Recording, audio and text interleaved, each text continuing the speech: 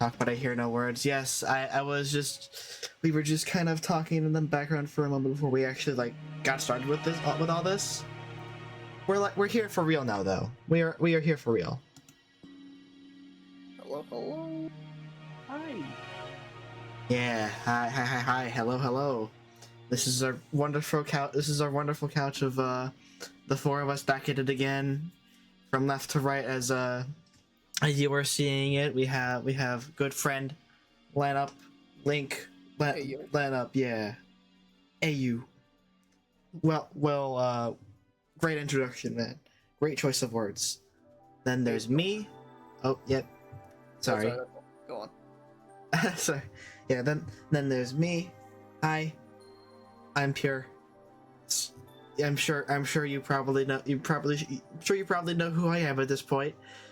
Right? You know, just streamer that's doing all this. The one that made the art. The one that's just kind of that has gathered us here.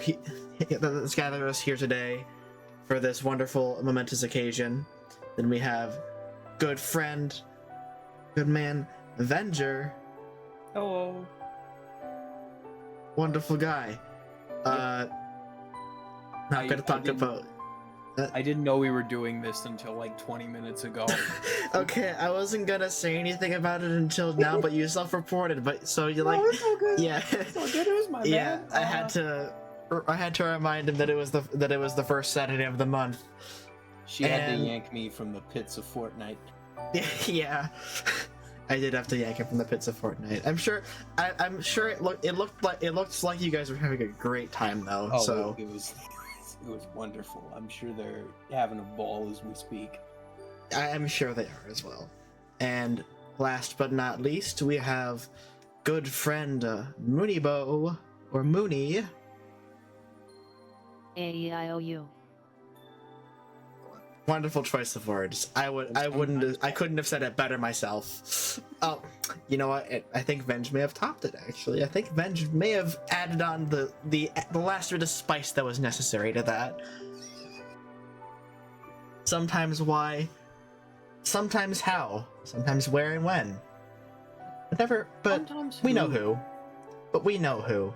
That's Mooney. Oh yeah. Anyways, with this wonderful and stellar piece of Mario Party 9 music that's going on in the background, let's actually get to, well, starting the big. I pressed A. Okay. Okay, this big blast is going to be a big PowerPoint presentation, but that's not what we're here for. We're here to talk about Mario Party, and also, while also enjoying one of the best games that there is to offer here. I would like to formally apologize for being home. This Wi-Fi is probably my fault. Oops.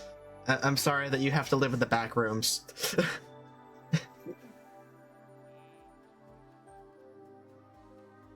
But, let's actually get started on talking about things, since we're kind of delaying that whole shtick.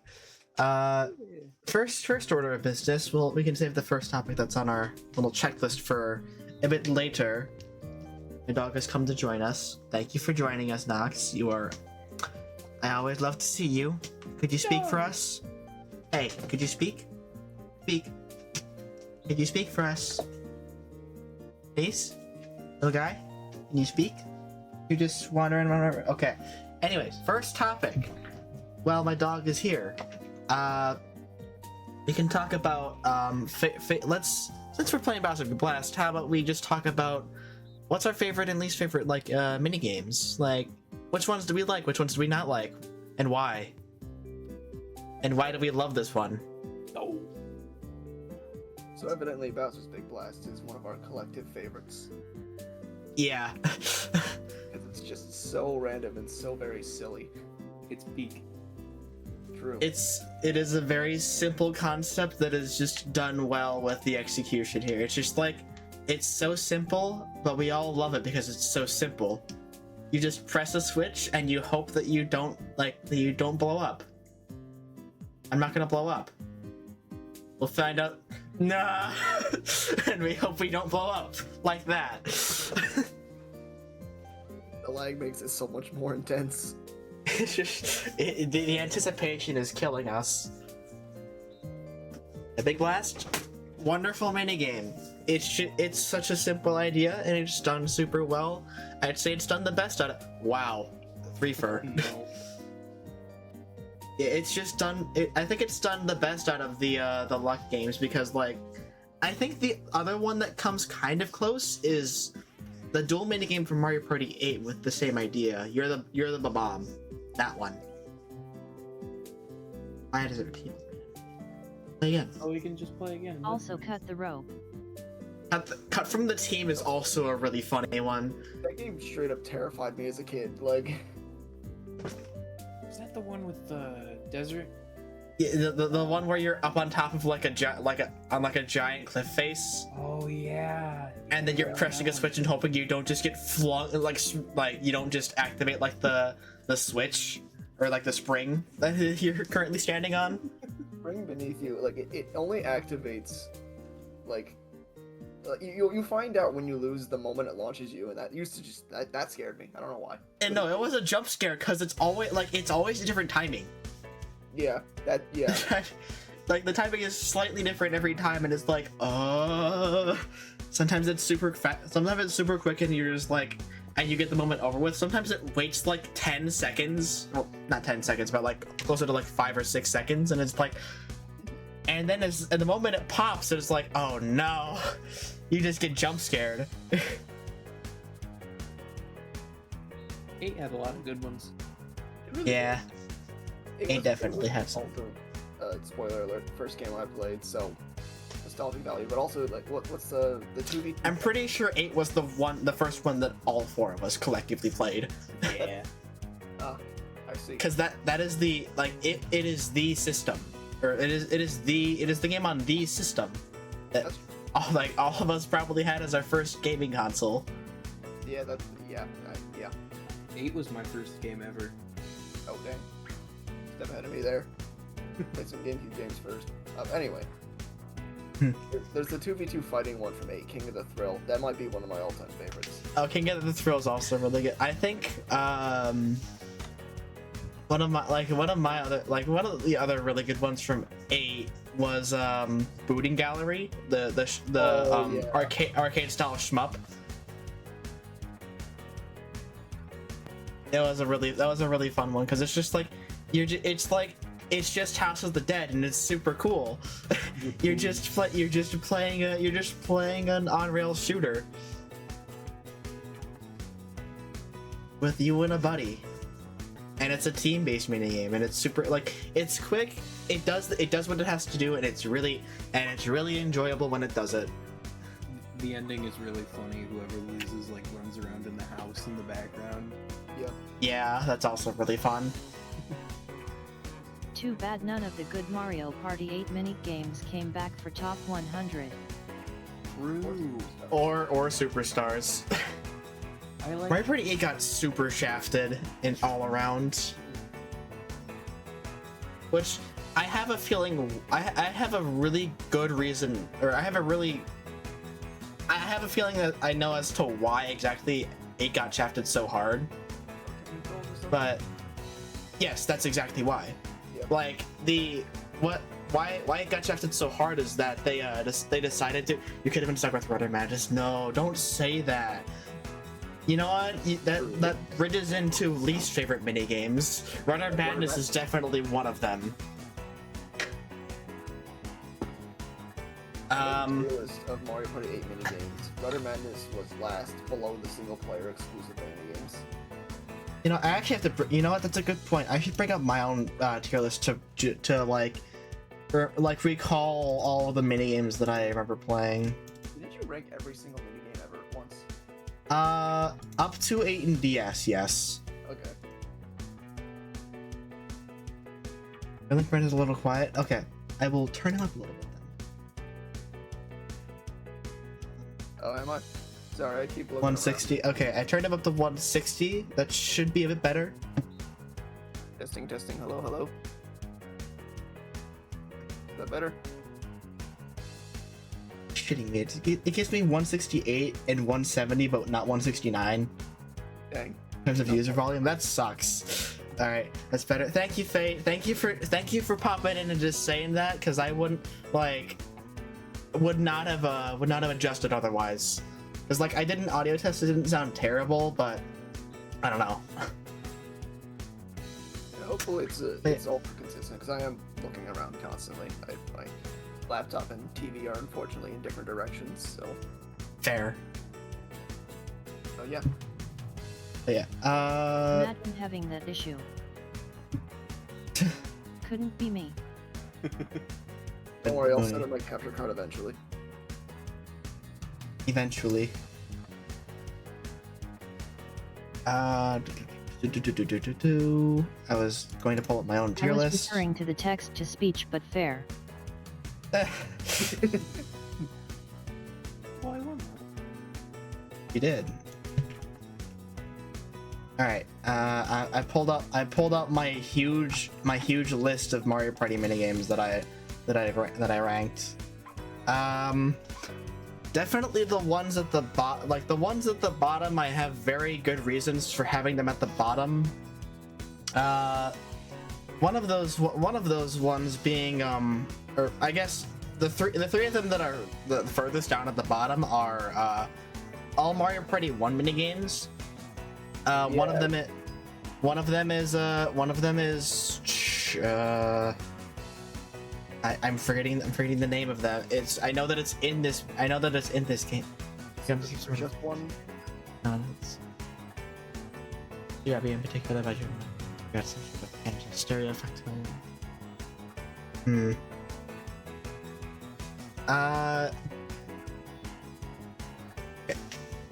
It's the one where you're trying to get where you're trying to fish for treasure chests. Yeah, that one.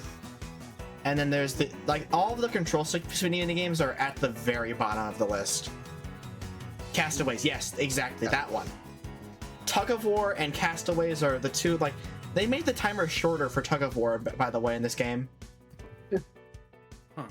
Probably They made the timer, because the timer used to be 30 seconds. It's 20 seconds in this game. Oh gosh. Yeah, and then the other mini game, I believe it was so imagine a 1v3 where all you're doing is going down a river, and you have to control stick spin the entire way down this river to try and make sure that you don't lose coins, because if you get sent to the other side of the other side of the river, a spear guy pokes you and you lose coins. So imagine trying to just fight against another, three players are fighting against another human player to try and make sure they don't lose coins, or each you just have to make sure you don't lose coins. So you just have to paddle battle. That one is probably, I'd say that one's probably the worst of them, because it's you're not with Castaways, it's sad, but paddle battle is just 35 straight seconds of having to tear your hand apart to make sure you just don't lose infinite amounts of coins. Because if you don't try, and one team, and either a team or the solo player just gets to get a bunch of money, say if you're the solo player and you don't want to try, then you're just losing 27 coins, or 30 or some amount of coins, because it's you lose 3 coins every time that you get hit. And then the team of 3 loses one each per hit. So, it is a minigame that players are forced to try no matter what, because you're just going down a river. You can't make it any you can't make it any faster. You can't make it end. It's just it sucks. It is such a it's not a great minigame at all. Another one that I have just like Bastion Cash, that's also at the bottom. That's also at the bottom of my list. Bastion Cash also sucks, because it's just it's a 1v3 where the one player is forced to just lose money. They have no counterplay to it. They just their counterplay is, I can lose less money by getting hit less. That is, yeah. It's essentially just 3 players have a hammer, and the one player is in a Bowser suit. The player in the Bowser suit just has to run away and avoid getting hit, while the 3 players will just kill you and take 5 coins away every hit they get. it's a bit dumb. It's very dumb because that's classified as a 1v3. Yep. Oh. There's also a Bowser variant where instead of the money bag popping out of you, it just like as soon as you get hit, the money bag just like disappears into thin air. It just the money is gone. What money? What money? Goodbye, money.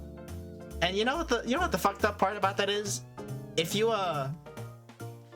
go through that minigame without getting hit, the Bowser variant, Bowser says, "Oh, you didn't get hit? Well, fuck you, I'm taking 20 coins anyways." So like, it's just super fucked. For being a god of the game. Yes, you're punished for being you're punished for being good. Wow. It's so fucked up. Either you lose or you lose. Exactly, Cal. It's very Alright, the other minigames that I also had at the bottom are Mario Party DS minigame where it's just blow into the mic harder than everybody else. Oh yeah, that one. It's the 2v2 where it's just you try to make sure that the lump doesn't fall over on you. I like DS, but the mic minigames are terrible. And also the cherry minigame in that NDS. I didn't like that. I don't like that one. It's so Literally like impossible to do rotating better the than stick. Rotating the stick, I can understand. It's less painful since it's not just hard plastic that you're rotating. But trying to spin in circles with a stylus is for some reason way harder. I don't know why. It just is. It's also hard to get circles if the game counts. Yeah, exactly. That's what makes it hard, and that's what makes it like annoyingly hard, especially against AI, and the AI is just super good. Yeah. Ugh. Yeah, those mini games just kind of make up the bottom of my list of just generally games I do not like to see on the like in minigame rotations at all. They're just like, there are other games that are very boring and very like very one note, but those games are either actually either actually painful like physically, like having to blow super hard into the mic, or just having to rotate the control stick with the palm of your hand, or it's just like or mentally painful for the one player in Bash and Cass's case. Those are the minigames that are like bottom of the barrel, because it's just like it's no longer a tug of war of like of just like between players. It's like it's either you lose or it is just like physical pain on the player against each other. It is now the game fighting you instead of you fighting everybody else. That's my reasoning why those games are, I'd say, the worst of the worst. I think more like off the top of my head, I can't really think of anything beyond Rudder Madness. But yeah, that one's also definitely super low on just like the that's just the most nothing game there. I think Thrash and Crash sucks. Thrash and Crash from 8. Yeah, that one's also super low for me. wait, which one is that one? Vicious Thrash and Crash, the 1v3 where the one player tries to essentially stop the other 3 from getting to the end on the skateboards. Yes. Yeah. I think I ranked that one. Mathletes and Vicious Vending are also super low because they're just Mathletes hit a dice block to determine what's going on, like to determine how you do math to get coins. And Vicious Vending, rotate the control stick once to get something. maybe you win, maybe you get flattened. Yeah, maybe you win more. The bench. I won. Yay! Mooney hasn't won yet. Anyway, next up on that, like I guess other like. I could go on about all these, like, all the bad minigames in Mario Party. I've got a strange one. I don't like the how many times can you press a button Not mashing. Like count the Goombas, that kind of stuff. I don't like those kind Oh, of the counting games? Yeah. That's fair. I think it's weird that Mario Party like Superstars has 2 of those, but one of them is, I'd say, strictly better. Like the like Goomba spotting, I'd say is like the better of the two counting minigames here, because like you're actively counting out things that are coming across the screen instead of having to just count out. Oh, you think the opposite? I guess that, you know, I can kind of see both ways, but I tend to prefer Goomba spotting more as a minigame, though I think it should generally have more to count to make it hard. Ironically, there's a ironically, now that I'm bringing that up, I remember like there was like a Rabbids party game that came out like it's like relatively kind of recently, like within the past like 2 years, and it had a Goomba spotting type minigame, but it threw there were multiple layers that you had to count out, like a bunch of Rabbids that are coming across the screen. There was like essentially a fuck ton more to count at a time, because they would throw sometimes like upwards of like 20 or so Rabbids onto the screen at once, and you have to count all of them. And they're all doing different things. I'm thinking of the 1v3 sort of counting game from Super, where you had like the one chose one of 3 questions related to the what appeared on screen, not just how many. That's also a good one. Like that's I'd say the better executed of the mini games. If it was a little bit harder for the last question, I could understand it more. But I'd say it's a very good concept. Superstars had a lot of good concept mini games. Honestly, Superstars had a lot of generally good mini games. Honestly, because it's like, for as lackluster as the party, you know, game mode itself was, it still had good mini games because they utilized the Joy-Cons like well. Oh yeah. Like the one where it's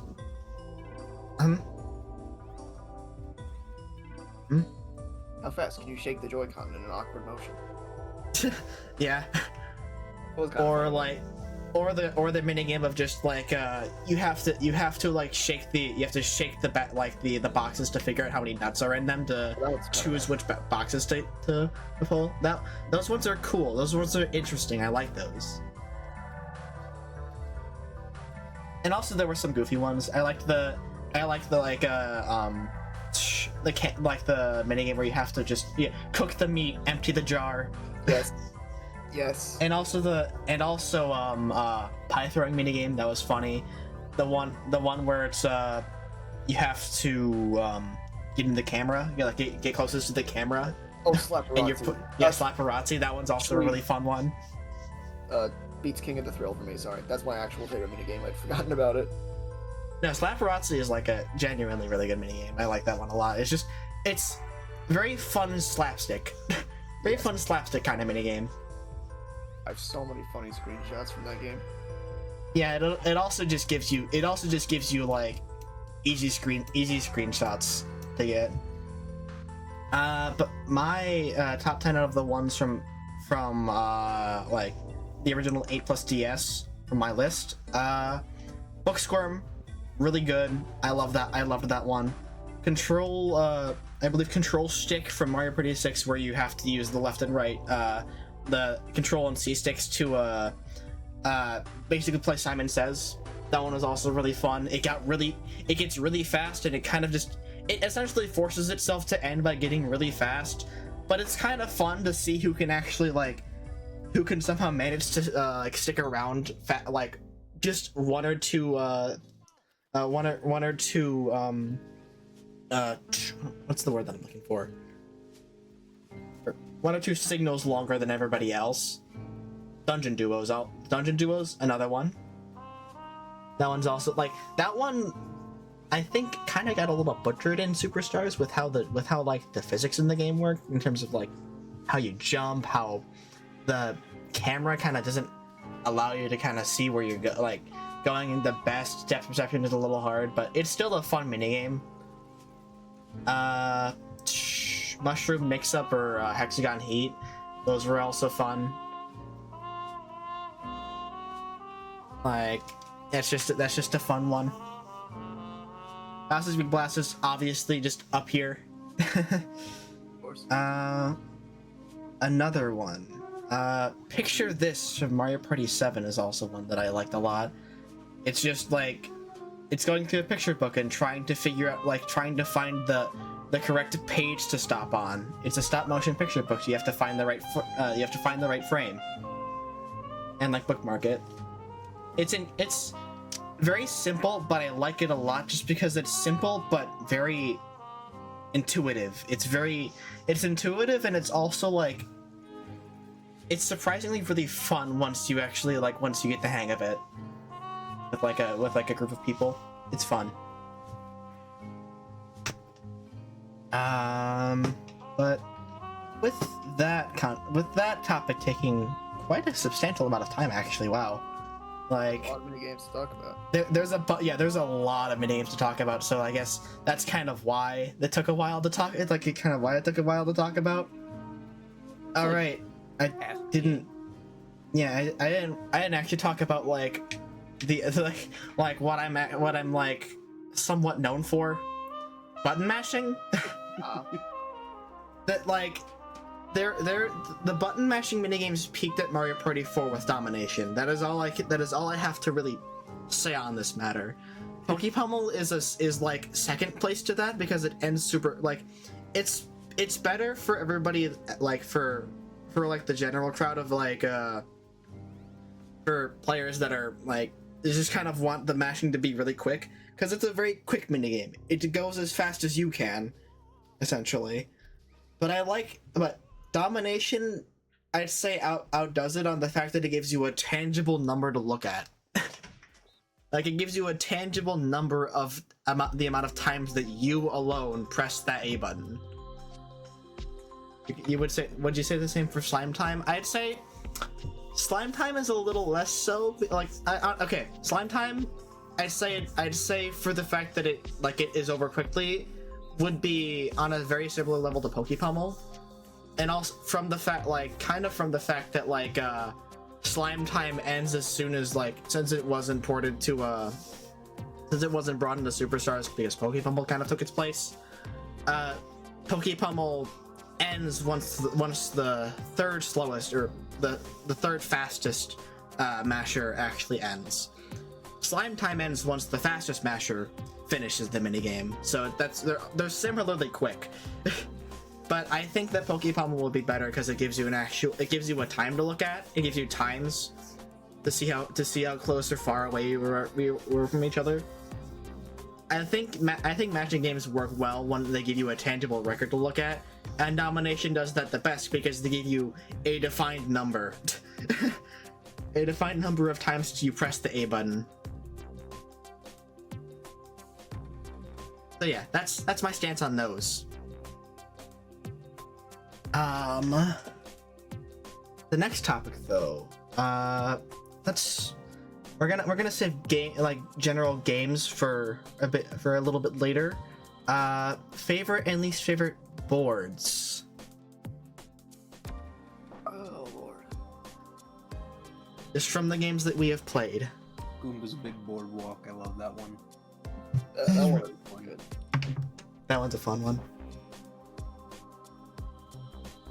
I'm probably gonna have to give favorite just because of how silly it is to the DK1 from DS. Oh, that one's extremely silly. Yeah. I just love the concept of being able to purchase 99 stars if you're lucky enough to get that much money. All right. A good thing for me is that I have a list that includes boards from Super. Oh, nice. Well, so I do not have ones that include DS here though, but I'd say my favorite boards.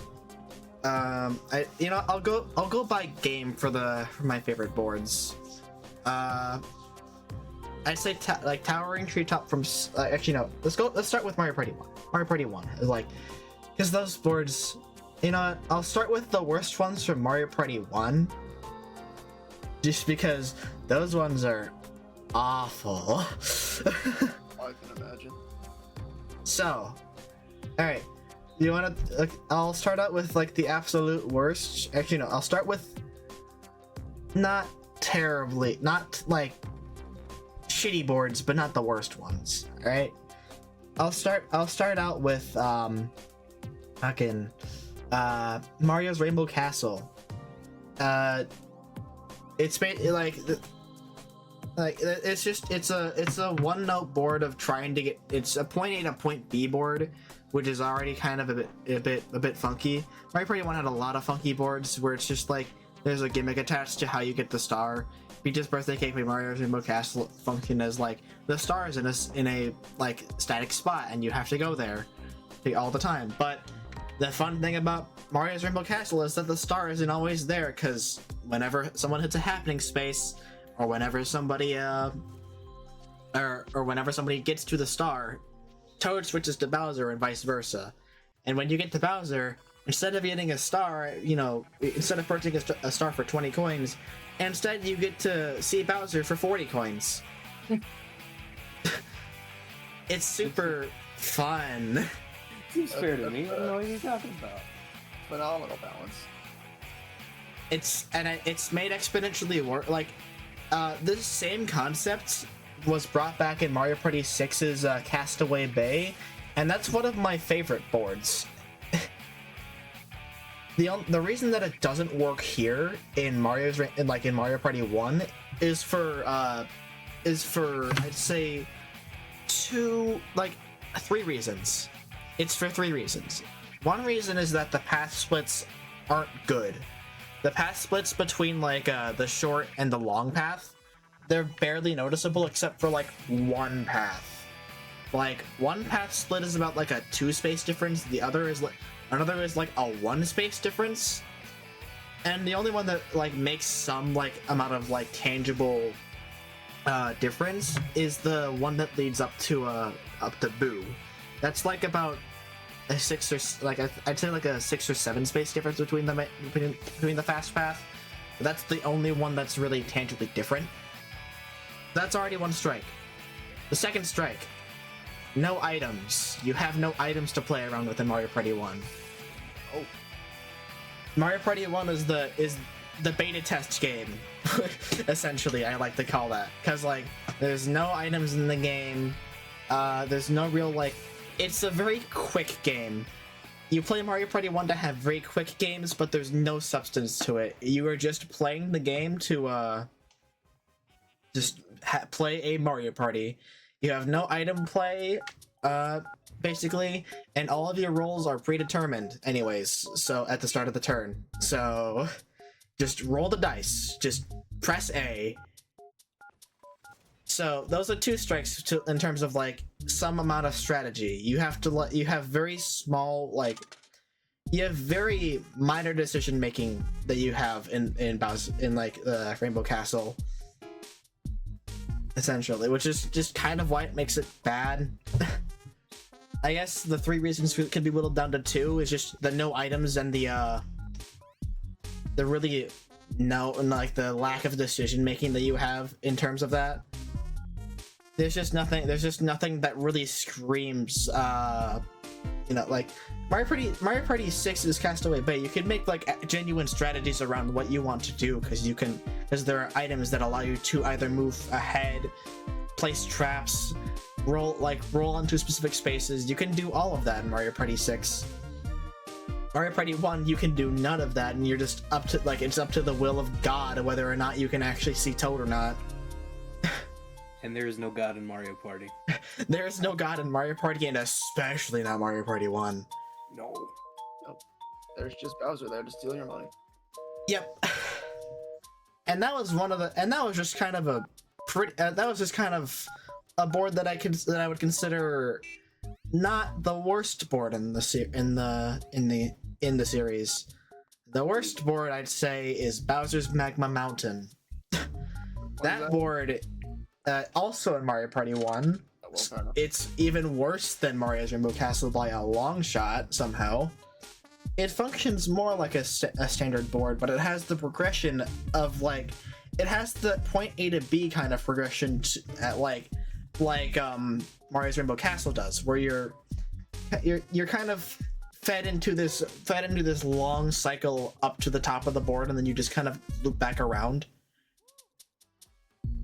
The reason why I'd say it's like it's substantially worse, there are many reasons. One is that all of the path splits in the board are based off of are not only coin flips, but they are coin flips that you have to pay a 10 coin fee to go to. You either take the main route or you take the quote-unquote shortcut route, which costs 10 coins, and it is a coin flip on whether or not you can actually take the path. Wow. So that's already one strike. Another strike onto the board. The Happening Space event. The Happening Space event just makes every blue space into a red space. Not vice versa. Every space is just now a red space. Fuck you. It's a bit funny. It's a bit funky. In a board/game where money is so important, they do that. Yes, they do that. And this is also Mario Party 1, where it's probably the hardest to actually gain money, because some of the minigames, all of the team minigames, all of the 2v2s and 1v3s, all of them except for the coin minigames make one of the teams lose money, so keep that in mind. So it's... And also, you know how all those path splits are coin flips? That applies to the very last one, which is the most important path split. That path split, you either go to Boo or you go to Bowser. And Bowser is also a coin flip, did you know? It's a coin flip on whether or not you lose coins or a star to him. Cool. So seeing Bowser is also a coin flip on whether it's a bunch of coin flips back to back, and it's all pain and suffering from all the Happening Space events that you're probably going to be landing on, and all of the coins that you're going to be losing. It's a very wonderful time, as you can clearly tell. It's a wonderful time if you don't like to have fun with your friends. So, that's what I'd say is the worst board, the worst two boards in the series. Mario Party 1 has a lot of boards that I'd say are really bad, but those two are genuinely really bad. The other ones that are at the bottom... I want to outround one streak right now. Alright, now that I've rambled on for such a long time, what do you guys feel about, boards? 4 favorite boards. Do we all like Koopa's Tycoon Town and Windmillville? Hell yeah, I loved Koopa's Tycoon Town. Sounds awesome. I feel like I like the board, I just feel like I'm too small brain for it. I loved Koopa's Tycoon Town. It's really fun. Windmillville, I would it's the very similar concept, and I would love it.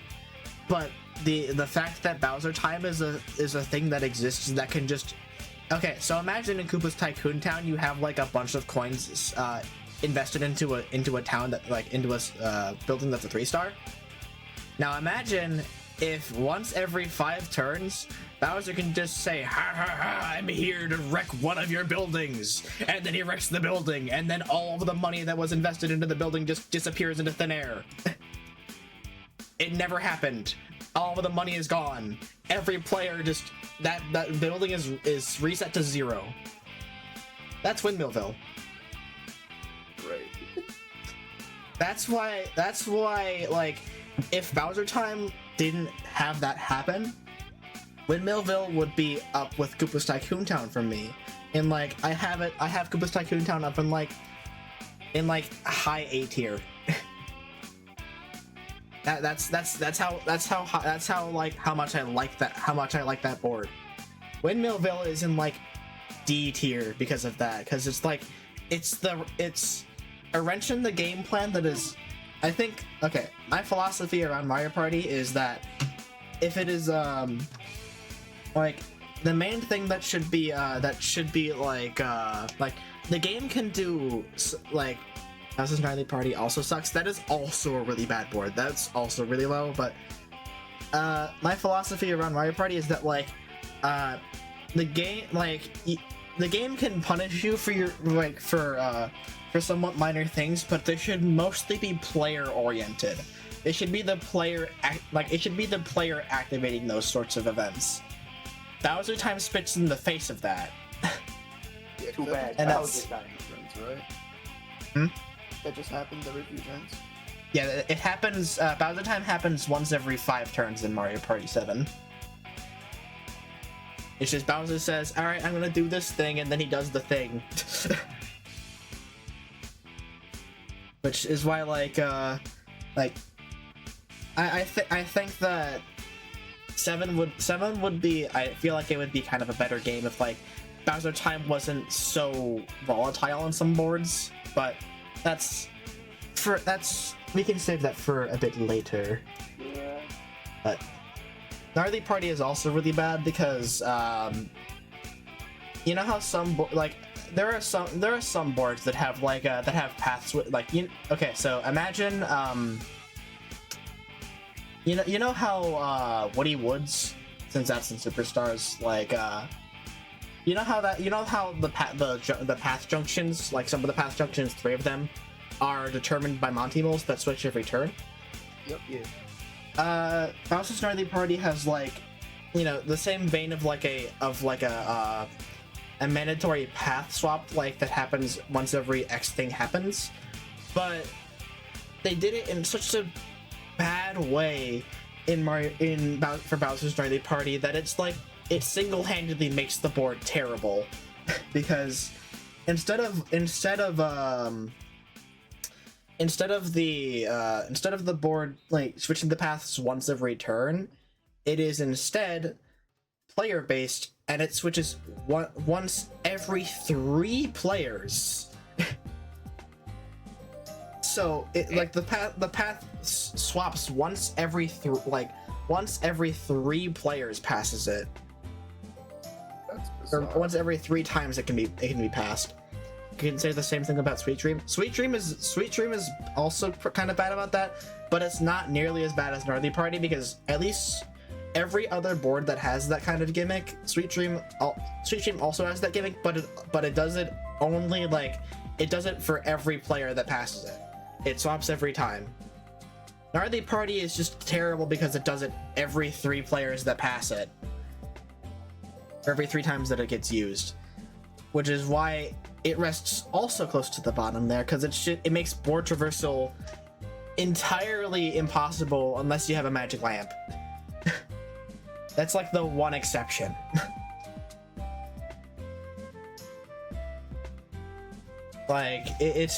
It's bad. It is not a fun board to play at all. It is one of my least favorites for pretty good reason, because it's just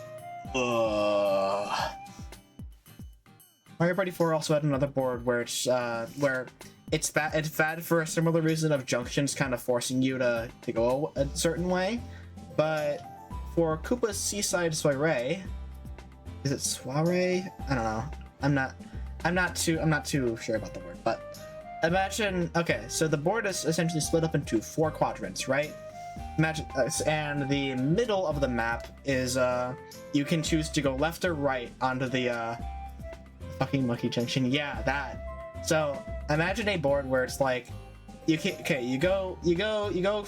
you start at the bottom right of the board. All Mario Party 4 boards start you at the bottom right of the board, and you go left and you go straight up, right? So you go up towards the middle of the map. Towards the middle of the map, you have a junction where you can choose to go left or right, right? So when you go left or right, you pass by a big hotel that has a bunch of happening spaces that are around it.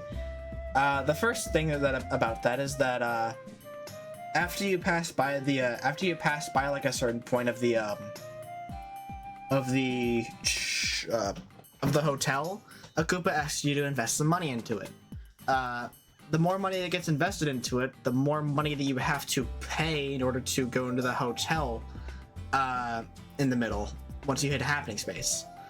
So the board already essentially just kind of makes the economy really low, just from the fact that you're investing a bunch of money to lose more money when you land on a happening space in the middle, right? That's already a little weird. I wouldn't say that's terrible. I kind of like the idea of a board that kind of saps away money every now, like, from you. It kind of makes money a bit tight.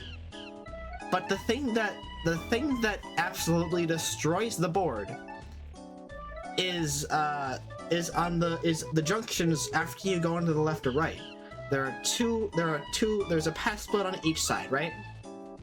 So on both sides there's a monkey that's awaiting you on the junction. What does that monkey do? It chooses which way you go on the path with a banana peel. So you don't have a choice as to whether or not you go up or down on either of the two junctions. And the junctions, if you end up going up on either of the two junctions, you have you can stay there for the entire game if you're unlucky, because going up means you loop back around over to the junction again no matter what.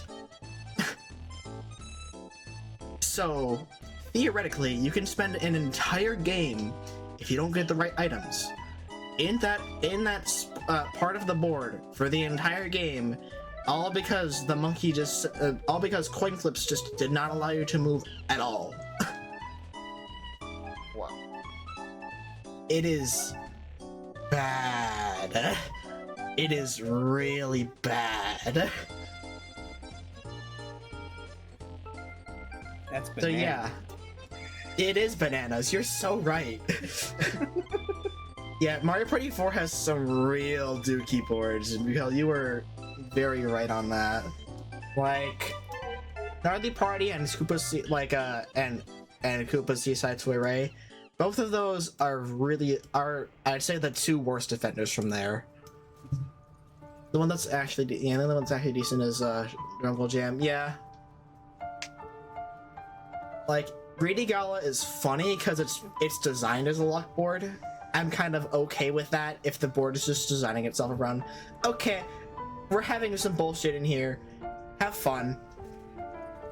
The other two boards are just like, but we're here to talk about the best and the worst. The best of the best and the worst is the worst, right? Tycoon Town we can all agree that we love. What's Winnie Boardwalk? What's the Boo one called in 8? I forget. Haunted Hideaway. Okay. Haunted Hideaway's gimmick is just that it's RNG, right? Yes. The board layout is different every single time someone gets a star. Yes. It is. You were playing the Mario Party roguelite, where every single time that you go into the board, it decides to it essentially makes another 12 tile layout of the board. Honestly, I think it's kind of cool. It's a very interesting idea. It's a very cool idea. But, like, I feel like the board is almost too small for that. I feel like the board could be a little bit bigger for that sort of idea. I don't know.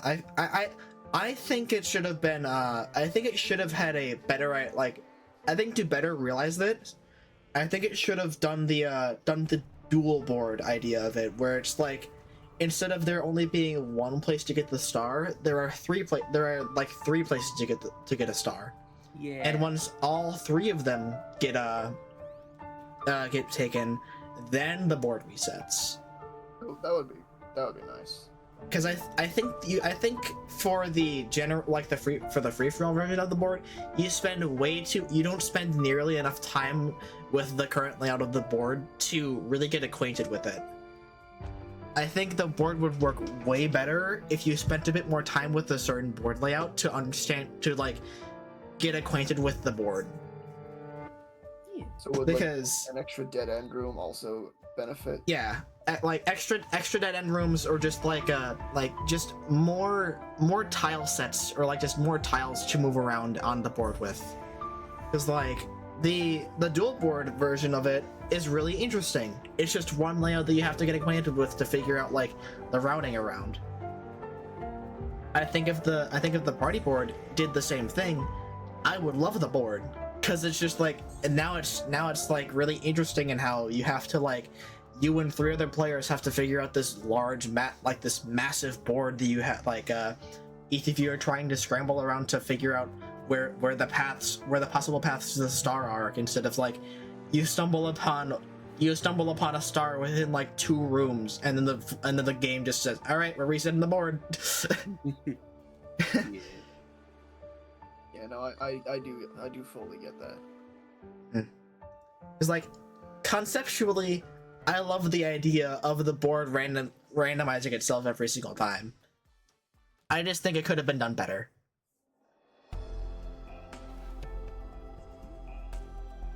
How do we feel about Bowser's Warped Orbit?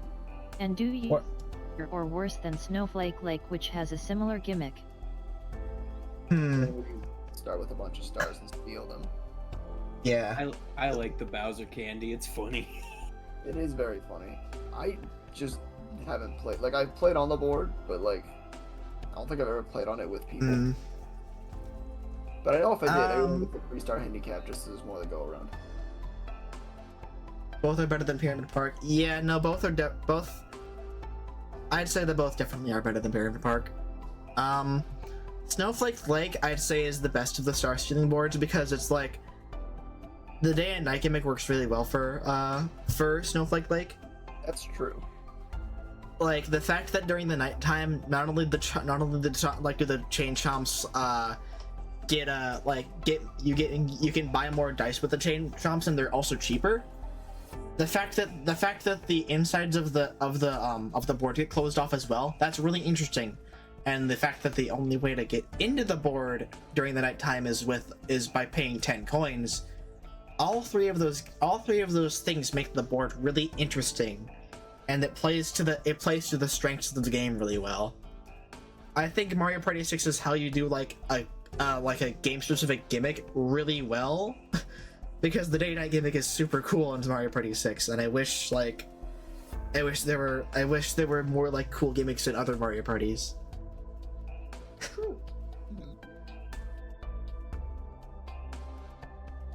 I think Warped Orbit is kind of is funny in the fact that like the junctions are coin flips, but they're also super small pockets. So like, it's essentially like landing in a position to potentially be safe. It's kind of like thinking back on it, I think it's interesting just in that fact, is like, it's still a coin flip, it's still like, but it's also like you're just hoping to be safe from stealing things, and it's the whole point of the board is like, you're stealing from other people, you're stealing from everybody. It's kind of cool, it's fun. It's very different.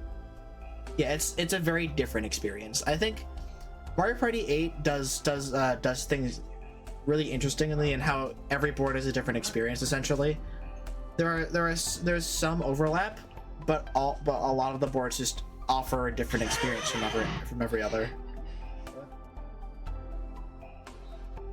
Like one board is you're going through a randomly generated mansion. Another board you're going through another board you're trying to get to the end while paying fees to go more spaces, or just buying items to go more spaces. Another board you're trying to get to the end of a one-way train, to get to the end of a train, and like all the time all of like the cars are going to be switching around, or like things are happening around the car that you have to pay attention to. There's also just your traditional Mario Party experience in like in Giga's Treetop Temple if you just want that. Like, 8 has a lot of variety, and I appreciate that. That's why I think 6 and 8 are very similar in the fact that there's a lot of variety in all of the boards there. I just think that oh, yeah, eight was cool. Yeah. I just think that 6 does it a bit better in the variety that it has, but that's just me after playing it or just playing and understanding it for a while. Yeah. I never really touched on like Mario Party Super Mario Party boards, because those are like, yeah, those are, I don't know. I don't know. Like, one of my favorite concepts that Super did that I don't know anyone really touched was the 2v2 mode. Because by all means, it's the same board, but there's more places for you to go. Mm-hmm.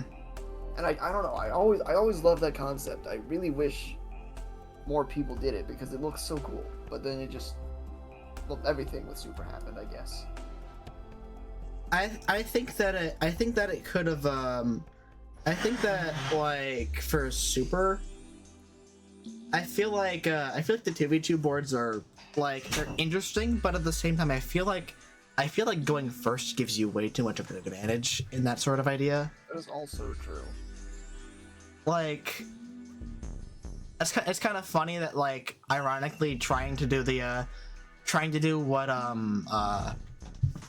like, it's not really feasible with like the fact that it's a home console Mario Party, but the fact that like that the handheld game of like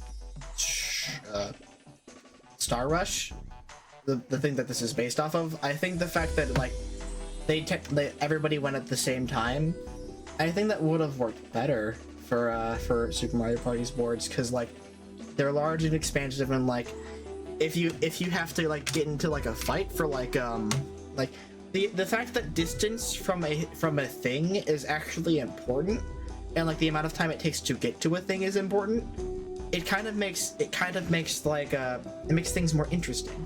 It's neat in that aspect, that like the actual distance that you have to get to a certain place actually gives you a sort of advantage, you know? Yeah. And I think that Super Mario Party could have done that the best if they had actually stuck with what or if they could have stuck with what Star Rush did. But that is just me. The boards, like the general Mario Party boards that are just like the free-for-all boards, those are like very middling. Oh yeah. Like, I think the only one that I think is like, I think the only one that I think is like generally all right, that kind of sticks out a bit more than the rest, is the King Bob-omb's board. Yeah. Is like, that one feels the closest to like that one isn't quite just a rehash of another Mario Party board. Like, it's funny how almost all of the Mario Party, like Super Mario Party boards, are just rehashes of old concepts or literally old layouts. Like, Womp Stomata Ruins is just DK's Jungle Adventure. Mega Fruit Paradise is just Mysteryland again. King Bomb's Powder Cake Mine, like, that's somewhat original. And Kamek's Tantalizing Tower is just like a less fun DK's Treetop Temple. Or not, DK's Stone Statue. Yeah. So, I don't know, Super Mario Party is just like, the boards are very middling, and I don't really have much to say about them, because like there's nothing to really say about them outside of like, I guess the ally system is really busted. Yep. It kind of defines the whole game. Yeah. The dice movement was interesting. I liked each character having like a That's different method of transfer. Yeah. I guess one game that I also haven't touched upon. I think for Mario Party, I'll talk about Mario Party 2 and 3 as well for a moment. My favorite board from like Mario Party 3, it's kind of close between two boards. I like Chilly Waters a lot from 3, because like it's just a very simple but also like interesting board in the fact that there's a central gimmick where like only one person can be on the like in the middle of the on like the ice lake at a time, or else you both get sent off like back to the start of the board because the ice cracks. And the other gimmick is like there's a snowman that hurls snowballs around the outer edge of the board, in which you can either choose to run away from the snowball and get taken elsewhere onto the map, or you can just choose to stay where you are by just pressing A and jumping. It's interesting. I like it. I like the simple but also effective kind of like ways you can move around the board. I think 3 does that really well. Oh, I was about to get to that one as well, Cal. I love Spiny Desert because it's like it's kind of hell with the 2 happening space circles, but it's still surprisingly really fun. I enjoy my time on Spiny Desert, even though it's like because it's like there's a lot to the board. There's a lot you can do on the board. There's like the Mirage Stars, where it's like one is a mirage, one is real. You don't have to pay money to find out, but you can find out by just by passing it. Like there's the cacti that you can either try to jump over to take a shortcut, or you can get hit by one or the other to get sent to 2 very different spots on the map. It's just an interesting board, like, and I like it aesthetically because it just like because the different feels of like each side of the desert also just kind of play into it well. It's neat. And also, Bowser Land from Mario Party 2. I like that one. It's funny. I'm not sure how much we all know about Mario Party 2, but like, Bowser Land's fun. Honestly, I think it's probably one of the best Bowser boards. Sorry. Go on. I started a game of Mario Party 2, and I didn't finish it. Ah. Well, There's like 5 turns left. I see. Well, Bowser Land is funny in the fact that it takes a lot of the conventions of a standard Mario Party board and kind of flips it on its head. You know the Koopa Bank? You know how like you pass it you know how like you pass it Yeah. pass by it, you pay money into it, and then like if you land on it, you get all the money that's currently stored into it. How did they taint it? They literally flipped it on its head. Instead, you get 5 coins that is put into a collective debt between all 4 players, and whoever lands in it has to pay that debt back. Awful. Yeah. That's hilarious. And another funny thing is that if you don't have any money to pay the debt back, but you have a star, they'll take that star away. So, and like it sounds fucked up like that, but it's also like it's still funny because there's a lot of small things you can do around the board. Like there's a parade route that happens every 5 turns that like you and everybody else can set like the paths that the parade will take to like sweep people back to the start, in which you lose 2 coins per space. So that's also a really like it's a scary happening event that happens, but it's also something that you can plan for because it happens every 5 turns. And other things like just like I think generally the vibe of the board is also just fun because it's just a collection of just a bunch of like Bowser's like there's like a section where it's just like it shows off a bunch of like costumes that Bowser has, like all the costumes that he wore in Mario Party 2.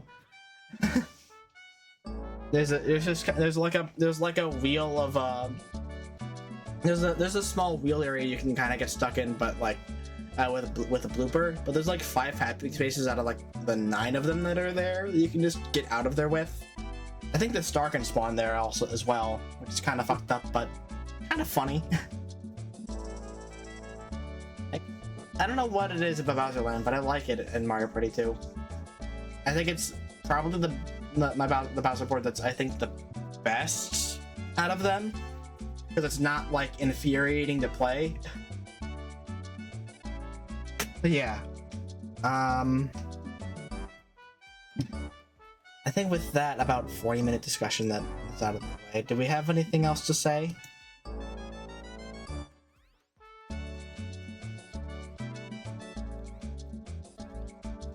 Mario Party is awesome. Mario Party is awesome, you're so right. That's why we're talking about it right now. Very true. Right. I think DS is the one game where the mini games all have like a running theme, aren't they? Like you're small. Yeah. It's like a story gimmick. Actually, no. Yeah, 6 would technically be the other one with the day and night stuff. 6 isn't too consistent with it. There are mini games that follow that actually pay attention to whether it's day or night in 6, but like some mini games aren't too consistent with it because there's a lot of themed mini games in Mario Party 6 because there's a lot of games that like that are set in a dark forest. There's a lot of games that are set like in space for some reason. There's a lot of games where you start cleaning. There's a lot of you start cleaning places like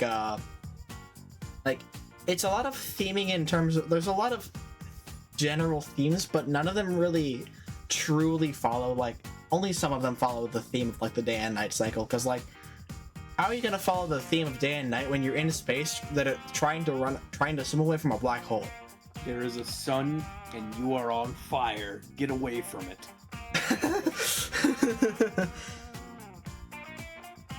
I think Mario Party 3 kind of follows it, but it's mostly aesthetically.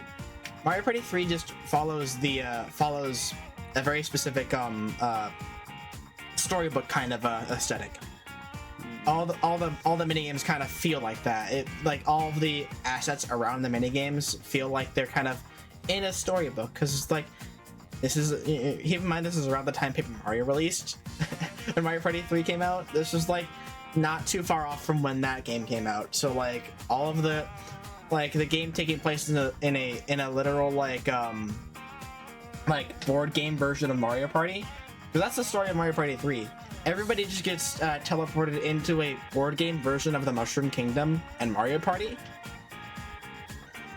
So you're just playing Mario Party in Mario Party. Which is why everything has like a pop-up book story, like a pop-up book kind of aesthetic to it. Which I enjoy the fact that it has an aesthetic like that, because it makes the fact that it's on an N64 a little less of a hindrance, because if it has a strong theming or art style, I think Mario Party 3 still looks good. It still looks pretty nice, I'd say. The best. I would agree. Yeah, it aged the best out of the 3. The 2 honestly isn't that far behind in that regard. Also brought in our goat Waluigi. Yeah, and Daisy. And Daisy. Yeah, hi, I'm Daisy. Right. Next up, how do we feel about solo mode options? How do we feel about having general single player content? How do we feel? What games did it the best? What games did it the worst? I feel like it's necessary. Like, this is clearly a party and multiplayer focused game, but there should be single player content available. That said, I don't enjoy when there are exclusive minigames that aren't just boss fights. And I'm specifically referring to 8. I think those minigames are interesting, I just wish they were available in not the story mode. Yeah.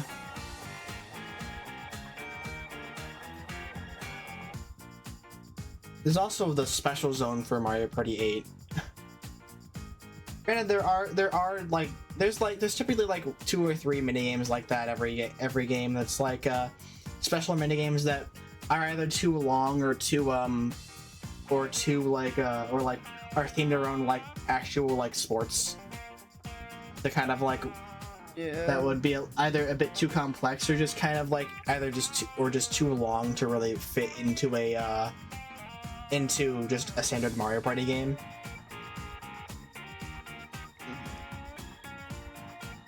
Well, I think those are fine. I think those like long form single player mini games are okay. I just in the story mode of it, the single player games that's only served to give you coins if you did it right. Those could be fine additions to a regular old multiplayer board too. Yeah, I think I can see why they're not there though, since like imagine 4 people doing that every turn. Or imagine 4 people landing on that like in a turn. Then it's like then the turn turns into like this like super long 10-minute turn or so. That is of sorts. Like I understand where you're coming from on the idea that like minigames could be put into like the you know, into like the main game or like into like the main party mode, but for that to work, I think the pacing of the game would have had to have been better in terms of like less load times and less fanfare about like what you're doing. Because with Mario Party 8, they do that a lot. They have a lot of that. Compare that to Superstars with the item games. Yeah, they're very quick. They're very quick, they snap you into them immediately, and they snap you out of them immediately. Like, that's the kind of pace that you want for those types of minigames. You just want to be quick and to the point so that they don't waste too much time. Because every single item minigame is like, it's like about 15 seconds at most when you're playing it. And then when you're out of it, it's just quick, easy, to the point, and then boom, you're done. Boom. That's the turn. Like, and yeah, so I think bring up a good point, but I can see why they didn't do it. They have to change a bit more than just putting a few boards on the board. That wasn't a sentence, but whatever. Spaces on the board? Yeah. Yeah. My thought is that, like, absolutely, like, it's nice to have single player content in the game, but I'm not sure how I feel about it being the way to unlock things. I think the main way you should unlock things in Mario Party is, like, through the multiplayer. Shop. Hmm? Like 8 has a shop, and whenever you do boards, like you just get credits, and that's how you unlock like Hammer Bro and stuff, I'm pretty sure. No, the 2 unlockable characters, you have to play through the story mode twice. Oh shit, okay, never mind. You know, like that's one thing that I have on 8 that's like, if that wasn't the case, it'd be much higher in my regard, but like the fact that I have to go through the story mode twice is like a bit of a slog. Going through it once is fine, but going through it twice is like a bit ugh. You know? Yeah, no, I get you.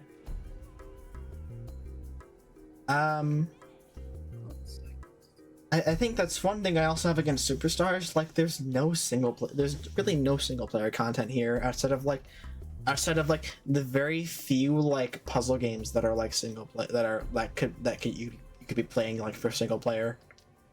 Mm-hmm. Like, I feel like that Superstars falls into the trap of like, oh, we're gonna use online as the substitute for single player content because you can just play with randoms. You have to pay for that. Yeah, you do have to pay for that, and also like barely anybody even plays the online for this anyways. When you're trying to like find randoms, or like if you're trying to look for specific things, you're never going to find it. You just have to like see what people are doing right now, and he was queuing up, and it's like, okay, I found a group of one other player. That's all we can do. It doesn't help this game is starting to get old already. It's coming up on 3 years by like October. That's so weird. Yeah, it's weird to think that like this is coming up on 3 years at this point. How about you, Mooney? How do you feel about solo mode options or opinions? What do you feel about it?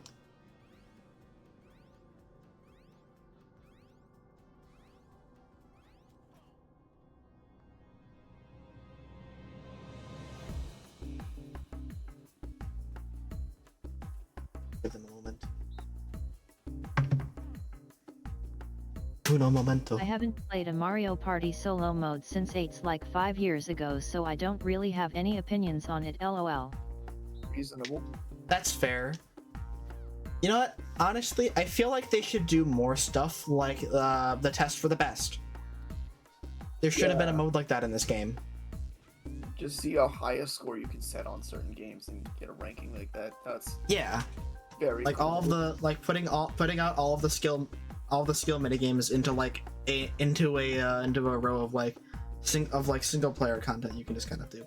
Like for as much shit that Mario Party 9 gets, along with 10, though 10 isn't as good on the single player content. I think Mario Party 9 has some honestly decent single player content to sink your teeth into, because like it has time attack, which is essentially like a test for the best kind of deal. Except it's just like an actual high score on like the mini games you can play. Like they even put like actual objectives in the mini game. They put an objective in games to like give you a time to beat. It's interesting, or like a designated time you can actually get on the mini game. I think 9 does that well. I think that Mario Party 9 kind of does a lot of like it does things outside of the basic party mode well. Versus like it feels very similar to a kind of Wii Party kind of experience, which makes sense because NDQ made it. Like they have a lot to offer, but like the meat and potatoes of 9 isn't really there because there was no meat and potatoes in Wii Party, really. Everything was kind of spread out among like a bunch of different things you can do, which is kind of what it feels like for Mario Party 9, but they tried to make more things happen with the main board stuff, but it didn't really pan out very well. But yeah, I think that single player content is like warranted, though it should go deeper than just playing the boards. Yeah. Just playing the boards in single player. Mario Party 9, for me saying that like it has decent solo content outside of outside of like the main board stuff. The main board stuff is also part of the single player content because you have to play through every single board outside of the like unlockable DK board. And get, and win. Yeah. Which 9 should have had like a co-op campaign. Honestly, yeah. But it doesn't. Honestly, yeah, it should have, because like the way that 9 is set up is that like even the way that you're trying to win is to make sure that one or two of the AI players lose. And not the fact that just you alone have to win. It's just to make sure those two lose. Which is so strange, and the fact that now that you're mentioning it, that it doesn't have a co-op campaign is so strange now that I'm thinking about it. Like that would be the perfect game for it. Or even 10. Yeah. I think playing Bowser Party on that one. That's fair. Bowser Party was something. It was definitely something. And speaking of, since we kind of jumped the gun and talked about 9 and 10, how do we feel about those games? Do we feel like Mario Party 9 and 10 deserved the shitstorm that it got in terms of like their reputation, what they did to Mario Party for the better half of like 5 or 6 years? I think the consensus that I reached at one point was that they're perfectly fine games. They're just the Mario Party label just didn't make sense. Yeah. Like I don't think they wouldn't have sold as well if they didn't have the Mario Party label, because it's Mario Party. People are gonna play that. Wii Party is way less known. But then like Wii Party isn't even way less known because it sold well on the Wii. Did it outsell 9 and 10? Well, 10 obviously, because Wii U. Wow. I think it might have. I think it actually. I think it was one of the best sellers on the Wii. Really? Okay. It was somewhere up there. I'm not sure how much it really sold, but I know that it sold fairly well. It's definitely like around like definitely over like the 2 million benchmark.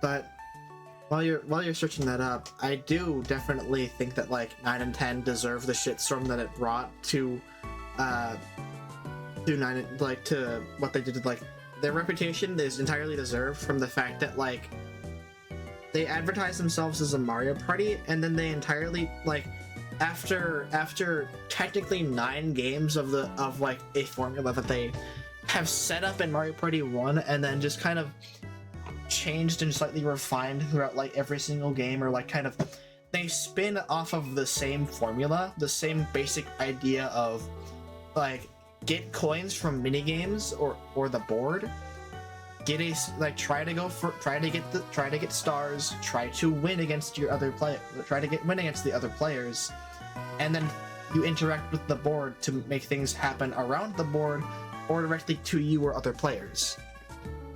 Like that's the main thing that Mario Party does, and then they decide to essentially just change it up. Like they just change up everything entirely. You are no longer collecting coins to get stars. You are collecting mini stars to become the superstar. But turns out all of your the mini stars are just as fragile as the coins are in Mario Party. So now you don't have a greater currency that kind of locks the position in for you. You just have coins, and like you can lose them so easily. There are so many events in Super Mario, not Super Mario Party 9 and 10. There are so many events that just make you either lose half of your mini stars, or you can give like 10 or 15 mini stars to another player, or you can give half of them to another player, or everybody battles for half of their mini stars. Like at that point, the entire game up to that point is entirely meaningless because you can win one mini game and just end up in the lead. It's just like, why do I play the main? Like if I'm here for Mario Party, I'm here for a specific thing, and since 8 and 9, or no, not 9 and 10, since 9 and 10 don't do that, and they give something, and the thing they do differently is not good. Like the main meat and potatoes of what they provide is not good. Then that's an issue. That is an issue that like, yeah, they deserve the reputation they got entirely. But how do the other like on the couch feel about that? I will say the mini games in 9 were very good, generally speaking. Yeah, those were up to snuff. And the problem is basically, like you said, the mini games were 90% of what determined how well you won, or if you won. No, that wasn't even like 90% of like. It's not even like the minigames determine 90% of what you won. It's one minigame determining 90% of what you won, because it was, oh, you battle for half your mini stars suddenly because you landed on a Bowser space because you rolled a die onto it, and then or somebody else rolled a die onto it and they were in 4th place, and you get battle for half your mini stars, and then everybody's and then you're sad because it was actually an RNG minigame and you lost. You're really sad because now you're in like 3rd. Yeah, so I do think I think the same way though. They got a bad rep because they're not Mario Party games, and that's completely justified, but I don't think they're bad games. Like outside of the basic Mario Party, it still functions. But the main thing that you come for Mario Party isn't there, and the substitute is not good. Yeah. So like it's just entirely warranted as to what happened. Yeah. By the way, I found some numbers. Yeah. Mario Party 9 is actually 3.11 million at 26th of all Wii games. Wii Party is 11th at almost 10 million. Oh wow. 9.35 million. Not really almost 10, but still pretty good. So I was Yeah. off ahead. Yeah. Wii Party was part of the Wii series. Of course, people were gonna buy it. Wii Party was also a banger. Yeah, Wii Party was also just like a good game. I enjoyed it a lot. I wish the Wii Party U was also good.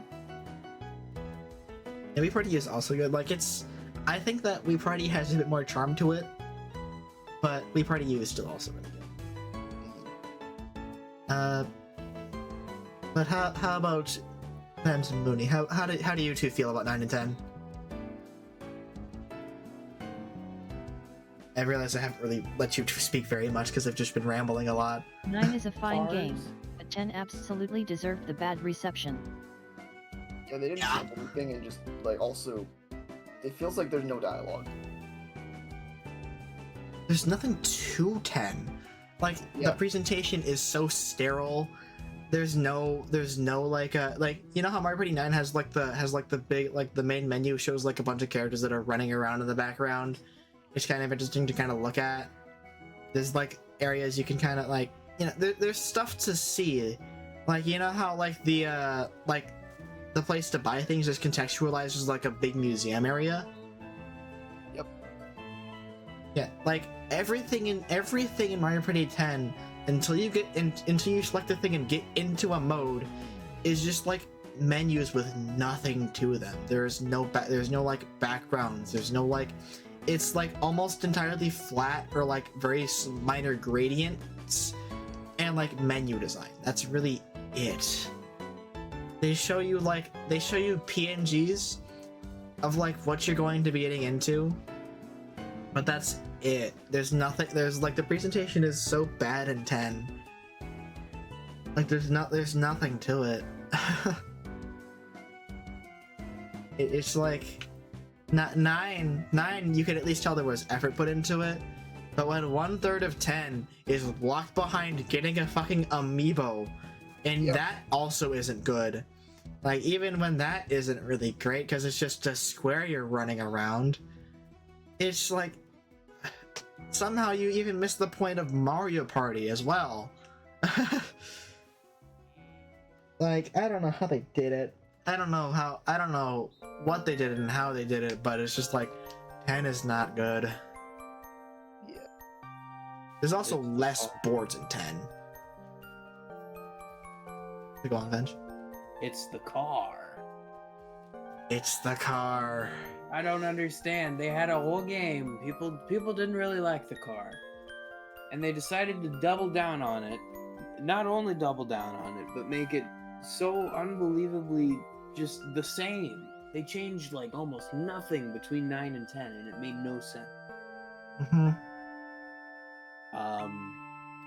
The car, it just makes no fundamental, like if you played 8 and then went into 9, or even played like Wii Party and went into 9, it doesn't translate. It's just a completely different game at the point. Wii Party doesn't even have a car in its game mode, and it's two like board game modes. Yeah, and like shit, it should have just been like, I don't know, Donkey Kong Disco. It should have been part of the Donkey Kong Barrel Blast line of games. Yeah, it should have been one of those. Should have been one of those. Because that was already a shitty on rails Mario Kart. So you might as well make a shitty on rails Mario Party as well with Donkey Kong. It would have done. I feel like it would have done similar numbers. It was on the. It probably would have done worse numbers. I'll be real. No. Okay. Yeah. I guess Mario Party kind of sells. Yeah. Like, I doubt Barrel Blast sold very well, so, you know. You're not wrong. Like, Wii Party U is such a better game. Like, you might, like, if you're trying to get a party game for, like, for, you know, just your Wii U, why are you getting Mario Party 10? Wii Party U had come out like I think a year ago, like a year prior to Mario Party 10. Were you saying something? Because some Mario Party 10s came with the Bowser amiibo. Oh, that's fair. You're really right about that. I actually think that's why I got it, because I have a Bowser amiibo. I almost got it. I also have a Bowser amiibo. You know why I got it? On its own. Or no, you're right. You have Mario Party 10. I do have Mario Party 10. I do not. But I have a Bowser amiibo. I have it in my hands right now. Yeah, no, when I had the opportunity to get Mario Party 10, I got Minecraft Story Mode. Which is a game. Better or worse, in your opinion? Good freaking question. I have no idea. Minecraft Story Mode was like a thing. Was a thing that happened. Like, I discovered it around the time I got it, so that's why I really wanted it. Uh-huh. I had no, like... I don't know, I guess... I had no thoughts about the amiibo. I would have gotten Mario Party for the amiibo and not for the actual game. Right. But no, Minecraft Story Mode. You were spared from Mario Party 10 though, it's fine. Yeah, I probably got Actually, more no, you weren't spared because I brought it over one day. True. I think during that day as well, we like the one board that we played, we tied. We did. I was so salty because I got hit by Bowser like multiple times, and then at the end of it, we tied. Yeah, no, that I've never seen before. Yeah, you know what? That is one thing that's kind of that Mario Party like 10 kind of does. Like, at least you can tie and win together. True. The dice is funny, but like actually just kind of having a, you know, just sharing a win. It's nice. It's fine. It's fun. Though there is a bit of comedy to the idea of the very thing that you use to start the game of a dice roll deciding the turn order also decides the end of the game, where the dice roll decides who wins the game. in the very place that you end as well if you're playing Superstars, or the very place that you start Superstars. Which game changed it to a 6-sided die? 9. Ah, that's where it all went wrong then, folks. Yeah. Kind of a joke, but seriously though, like, I think being able to go 7, 8, 9, 10, the movement, it's very important. I think, okay, I've talked about this before, but I think that a 6-sided die can work if 1 to 6 is not the numbers that you're looking at for movement. If you're going for 3 to 8, that works because it keeps the average roll of 5.5 still there. Like, if you're going from 3 to 8, then it just like it eliminates the not only does it eliminate the like the super low rolls, it also gives more reason to say, like, get items that allow you to move specific amounts of spaces, that sort of deal. Or like getting like a custom die to make sure you can roll a 1 or something like that, you know? Yeah. But that's Mario Party isn't really like that. I understand why it's just a 1 to 10, because it's like, that's just how Mario Party is. Might as well keep it that way. It's also just fun. It's also funny when people just kind of either get get low rolls all the time. It might suck for them, but it's still funny to watch. Alright, with those questions out of the way though, we have another question to ponder. How do we feel about the handheld games? Secondary spoiler alert, DS is my favorite Mario Party game, hands down. Fair. Yeah, that's also entirely fair. I understand that one. I've played everything except for I've played the handheld Mario Parties that are not advanced, because who the hell played Mario Party Advance? And Star Rush. So I tried a little bit of Star Rush. It kind of sucks. it sucks, but from what I can tell, like, it was the game that was like, oh, every turn is your turn because everybody moves at once. I think the movement is interesting, but what killed it for me is during, I don't remember which of the board modes it was, but one of the modes had it so you got, at the end of a game, if you every 10 coins you had was just turned into a star. That's so dumb. Yeah, and stars were 10 coins normally. So why buy a star? Yeah, so just don't bother buying stars. Just get your money up and you'll get the stars at the end of the mode. It doesn't matter. And there's an item that doubles your earnings at the end of boss battles. So second place with that card earns more than first. That's... What is that? What is that game? Does Advance even count as a Mario Party? No, it doesn't. It does not count as a Mario Party. True. Advance is it's a party of one. Advance is a road trip roguelike. I don't know. Yeah, Advance is a road trip of one. Yeah.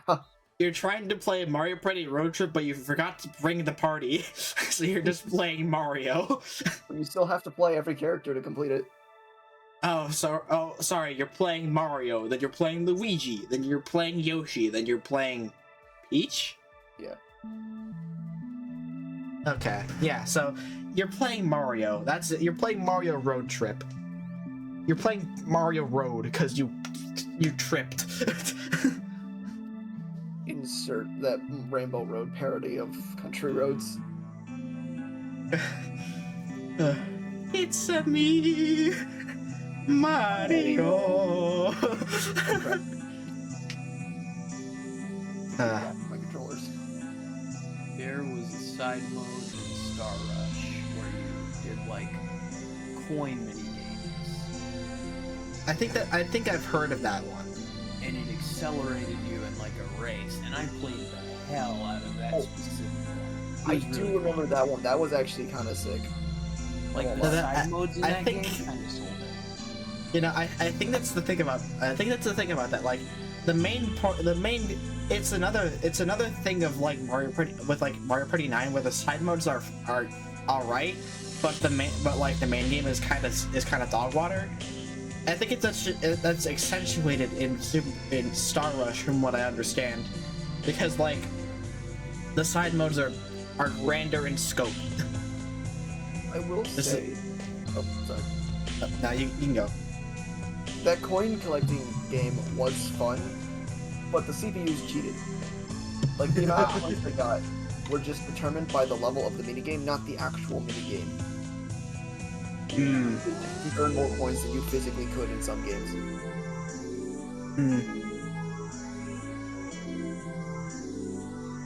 The games you would stop them, and against players it's probably great, but I never had that opportunity.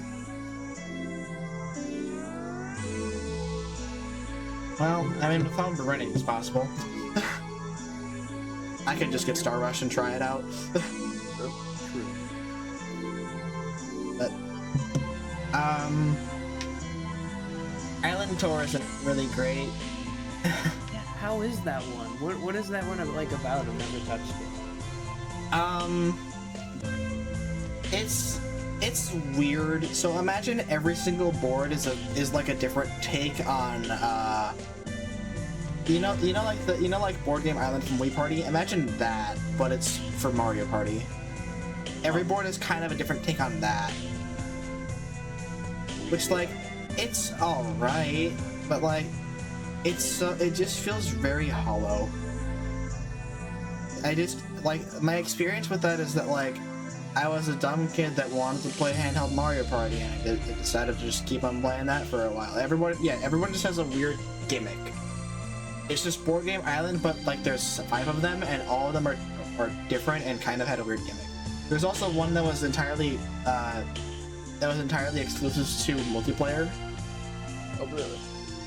Yeah, it was everybody had a deck of cards, and somebody had a Bowser. And if you had a Bowser, you couldn't actually like continue on with the board. So like, I think the gimmick was that like you shuffled around cards and like passed them around to other players in hopes of like, if you had the Bowser card, you would hope to like pass that around. You would hope to pass that on to somebody else. It's Sonic Shuffle, but like Sonic Shuffle did the card thing better. Because like it's cards to determine movement, but the movement, like, sure, some things have to be exact, but it's like it's so lackluster. Like all of the gimmicks in Island Tour just kind of lackluster.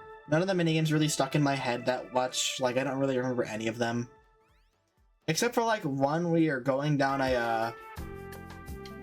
I think there's a minigame like this in Wii Party U where, you know, like the unicycle ride where it's like you're trying to like ride on a unicycle to try and make sure you don't fall off of like a cliff face that gradually gets thinner and thinner. Yeah. There's a minigame like that in Island Tour, which you have to use gyro controls for. So it's like it's the same damn minigame. 3DS it's just like for a different beast. Yeah. It's the same damn minigame, but it gets faster at like by the end. But it was also way easier since the path didn't get nearly as thin. I don't know. Island Tour. Oh, go on. I just remembered one board in Island Tour where the gimmick was you actually moved more if you lost the minigames because you didn't want to progress. Yeah, that was the Bowser board. That's an interesting gimmick to say the least. I don't remember how well it went, but I like the concept. Honestly, I think that one actually did all right. Like that one was the one that I played the most because it was interesting. It was the Bowser boards that play into like doing the opposite of what the game likes, like the tendencies of the game, or playing into the gimmick of the game more than everything else. Those are always interesting. And you know that's the same thing for Island Tour, but Island Tour just isn't very interesting to begin with because it's like, I don't know, there just isn't enough to it. I don't know, it's super forgettable Mario Party, honestly. Okay. DS is on the Bowser board. I looked it up. You have to do a mini game for the turn order on that one. I think that goes for every. I think you're right. That one? It seems like it. Yeah, because whoever wins whoever loses the minigame goes first. Oh yeah, I think you do a minigame per turn to decide the turn order, because that determines dice. This is just Wii Party. You do minigame every turn. Yeah. Huh. For like all the boards to determine like who gets what dice.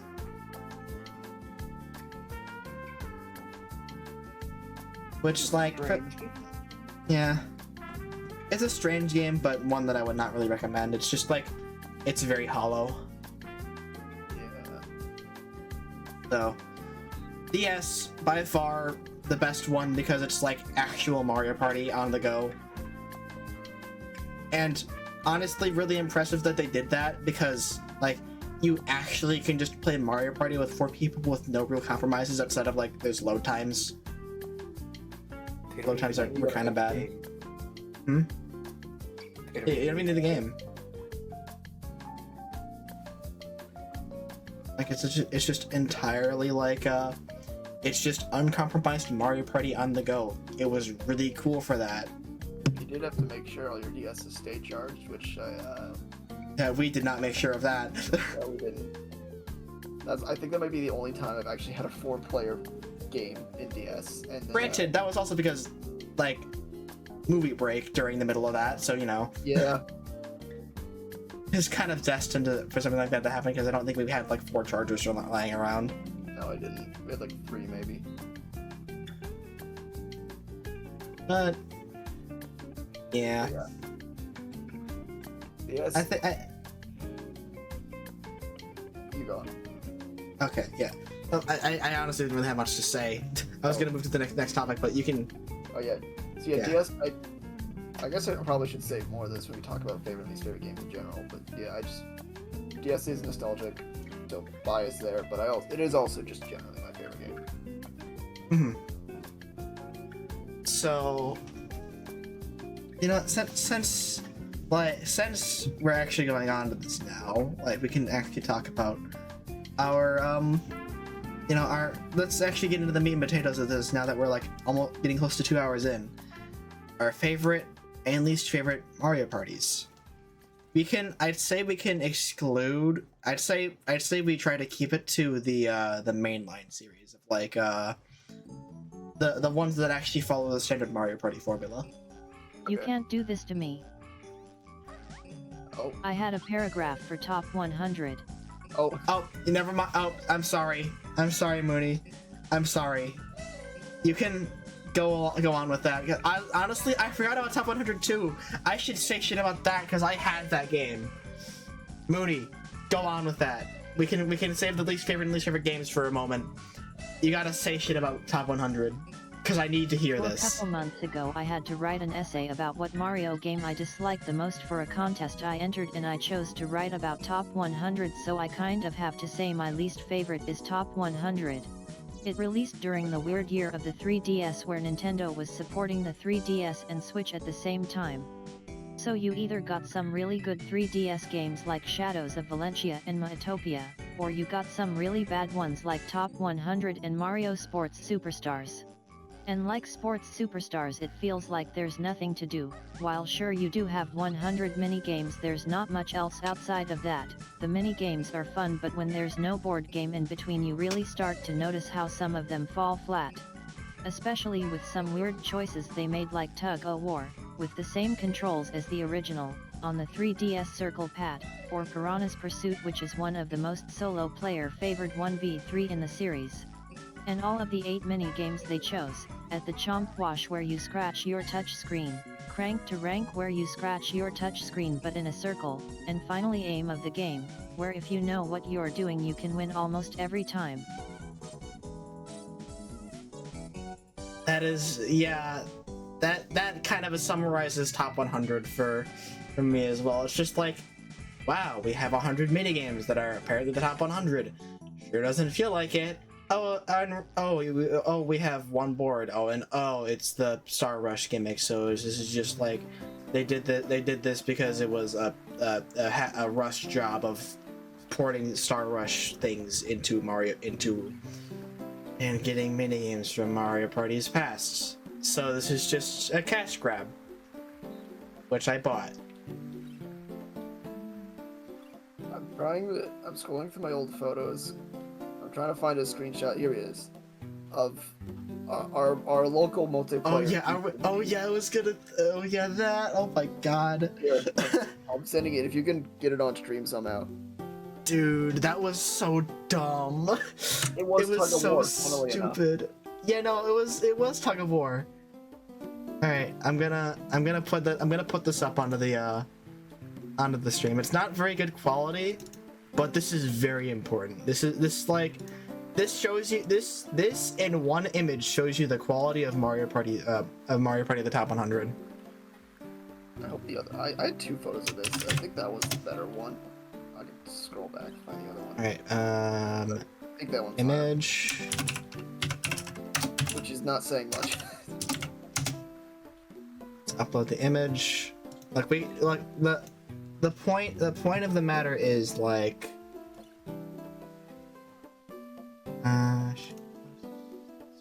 Up How do you here. screw up a game about the mini games of all things? That's a good question. They figured it out though.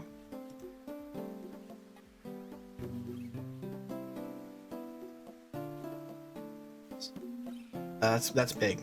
Oh, I didn't mean to cancel. Fuck.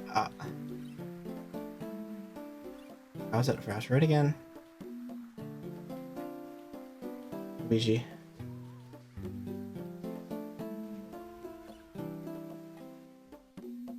Yeah, so bring this down to size.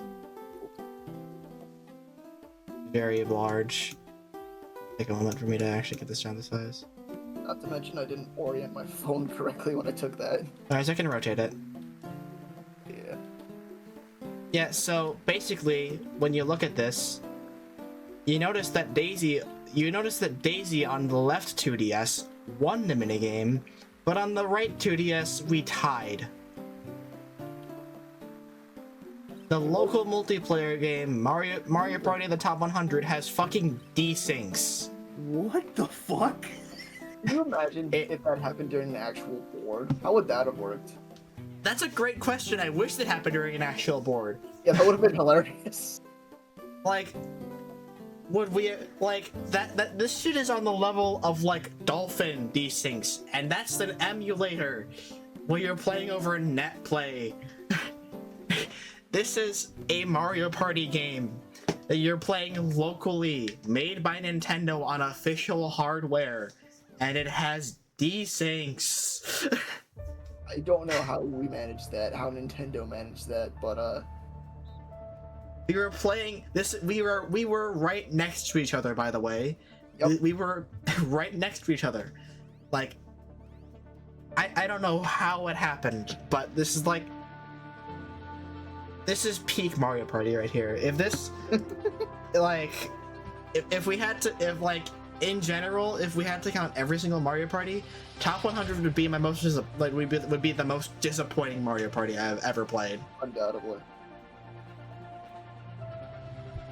It's just like, it had its luster, but like the moment I took a step back and like peeled back the curtains to it, and once we actually had like a decent Mario Party on the Switch and Super Mario Party, I just realized, wait, this shit kind of blows because there's nothing to it. It's like,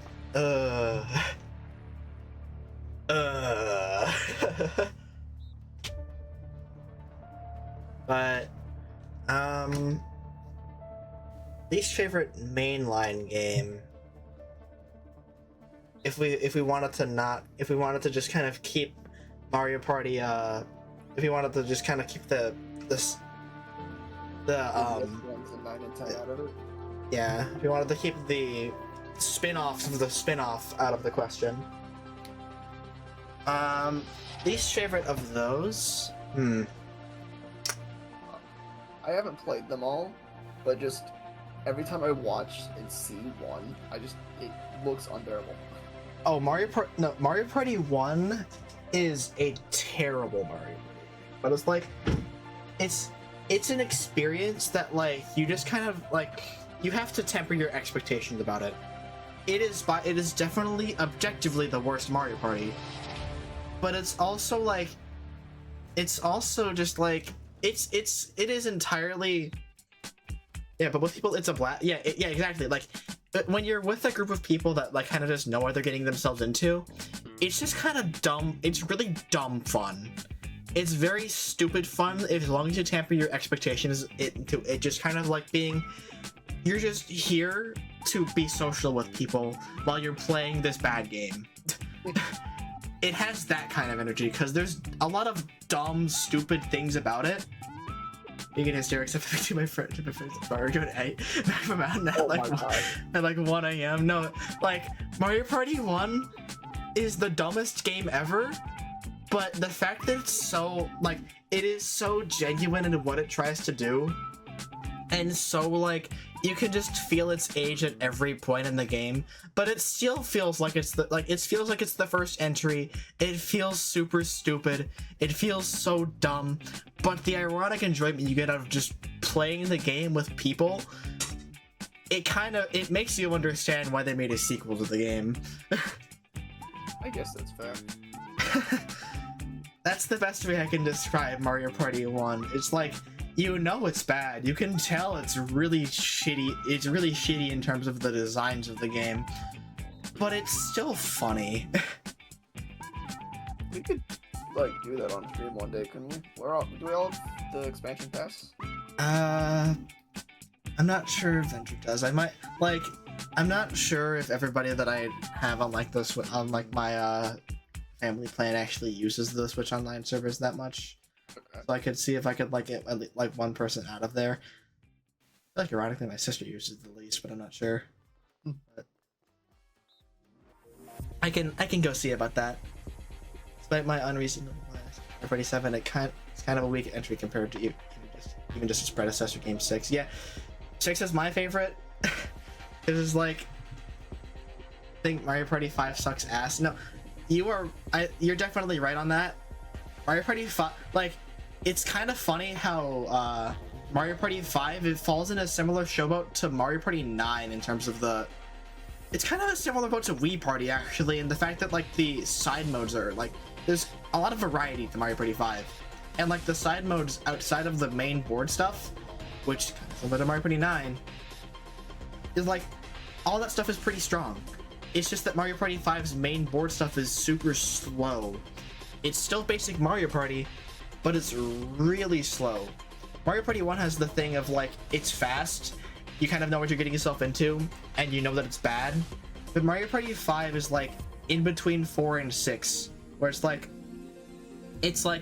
still kind of, it's very slow, it's very, like, there isn't really too much agency outside of the path, outside of, like, the path that you can just, like, choose every now and then. There are some really good mini games in that game, like some of my favorites, but, like, outside of that, it's like, it's a very, very slow entry. I'd say, like, it's probably in contention for the worst one out of the mainline games, but I'm not sure. Like, I'm not sure which game I would put lower than it. So I feel like it probably is the weakest out of the main. If we're just going to the main 8 plus DS, and then, like, Super Mario Party is kind of in a similar boat, but there's more polish to Super. So I'm not sure. Superstars is still good. Superstars is also good. Like, Superstars is a good game. Oh yeah. But it doesn't have the same style. Style as a 6, and you're locked out of a bunch of mini games and turn off. Like, in terms of amount, yeah. Like, that's my issue with 7. It's just like it feels like a strangely watered down version of 6, which feels weird, considering that it's like the next entry. There's stuff to it, but it's like it feels strangely there's strangely not as much as you'd expect there to be to Mario Party 7. That's why I think 6 like does things super well, because it's like it's just like there's a lot of variety, but there's a lot of things like it's the peak of the GameCube era of Mario Parties, I'd say, definitely. But how about you guys tell me why, like, sure is cheaply made. It is very cheaply made. I also have a GameCube mic, but how about you guys tell me about your favorites first before I just go on my tangent, because I'd like to hear you guys speak up. Hey Nox, you want to speak finally? Want to speak to us? Does not set Mario Party opinions. Nox, what do you feel about Mario Party? Nox, want to speak? Crucial opinion. Thank you. You had a very good opinion. True. Yeah, so DS is still my favorite, probably because it's, well, nostalgia for one. But I think what I like about it most is I can't even describe it. It's just a lot of nostalgia. I think it's got really good mini games. Cube Crushers being one of my favorites too. Mm-hmm. And the hidden blocks. It's frustrating, but the stars are hilarious. Bro, the hidden blocks in DS are really funny, because it's just like there's so many things that can happen with it. You can get a standard coin block, you can get a standard star block, you can get a star block, you can get a full coin block where it's twice as long, or you can get 1 to 3 stars. Why the heck not? Yeah.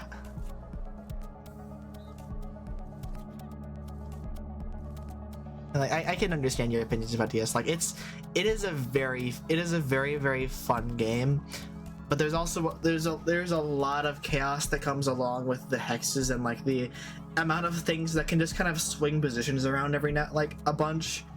Yeah. I think that yeah. In a way, I like that too, because that just means no one's gonna have a resounding lead if you can just swap 2 stars right away. Unless it's DK's board, where you can buy 99 in 1 turn. Yeah. Bias, yes. Yeah. I think 7 is still like a fine game. Favorite of games I played is Island Tour. I hate that. You know, Island Tour sucks. You missed like the paragraph long tangent about that Mooney had about Mario Party the top 100. That is, if we had to count like the like if we were going by the mainline games, or like by every single game, we had to like Mario Party top 100 was oh, you heard it? Cool. Like top 100 is just so disappointing on so many levels, but I feel like all the 3DS ones are just the bottom 3. I feel like Star Rush at least has a thing going for it in like some of the side modes. I guess, yeah. That's really it. Like, I can see them just kind of taking up the bottom 3 slots, because like Island Tour just feels like a shitty Wii Party board game island, but that's really it.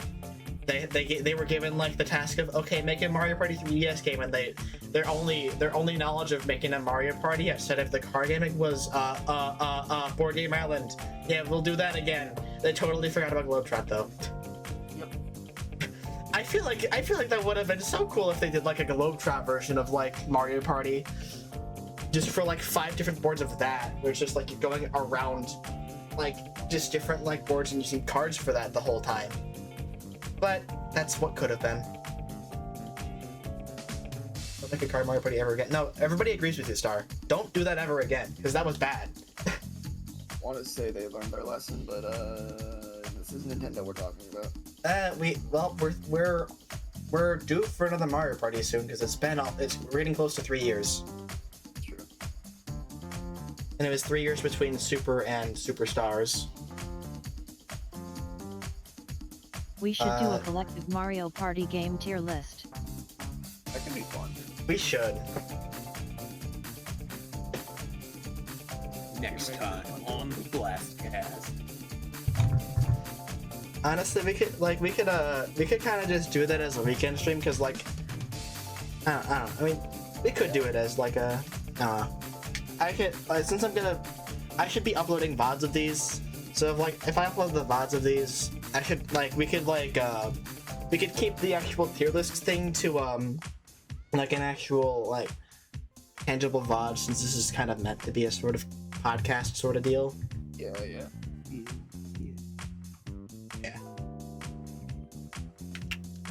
Oh my, what am I doing? And you're winning 4 of the last. You're kind of popping off. I think he's too good about this, man. I'm not paying attention. Between this one and the last one, I've gained the least. That's it. Dog is still here. He's being a good boy. Least, but Mooney is still in last by a little bit. Alright, which is possible. Bench and Mooney, how do we feel about your favorites? I suppose Venge, you could go first, since Moody's probably gonna be typing. Or they are typing. My favorite, man, it'd have to be DS or 8, just out of nostalgia. Those are the ones I played the most. Playable. 8 because I it's the had one to I pick- played the most. Yeah, fair enough. Yeah, that's entirely fair. Eight's just eight. Like Star said that 7 is like the personal bias for her. 8 is like the personal bias for like all 4 of us. Yeah. Yeah. I think I've got a little bit more towards DS. Just because you can turn off the worst category of minigames.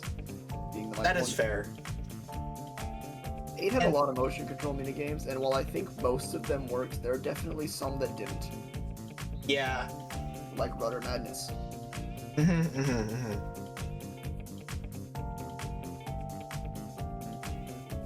Rudder Madness was just a terrible minigame all around. It didn't use the motion controls. It was just like you could use a control stick, and it was like it was still terrible. 8 fell into the gimmick of this is the Wii's game, so we have to use the Wii's gimmick, and for the most part, that worked. Yeah.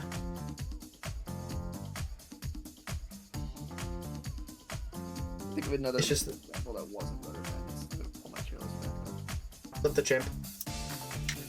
Yeah, well, Flip the chimp. Oh, go on. I agree. I don't like that game. I think it's the last one in the second lowest tier.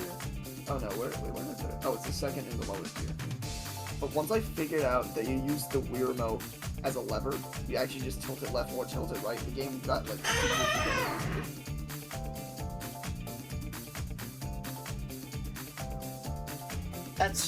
That is fair. I kind of figured out the same thing, but it's still like I don't know. It just feels still strange. I don't know. That does not make me like it as much more than I already don't like it. Yeah, I mean, I still ranked it as the third lowest multiplayer minigame. Or second lowest multiplayer minigame. The one thing I can say is a negative about 8 is that it's a GameCube game with motion controls. Take fun. Yeah, you can feel the GameCube era-ness of it because it's like it switches between 16:9 and 4:3 a lot. I do remember this.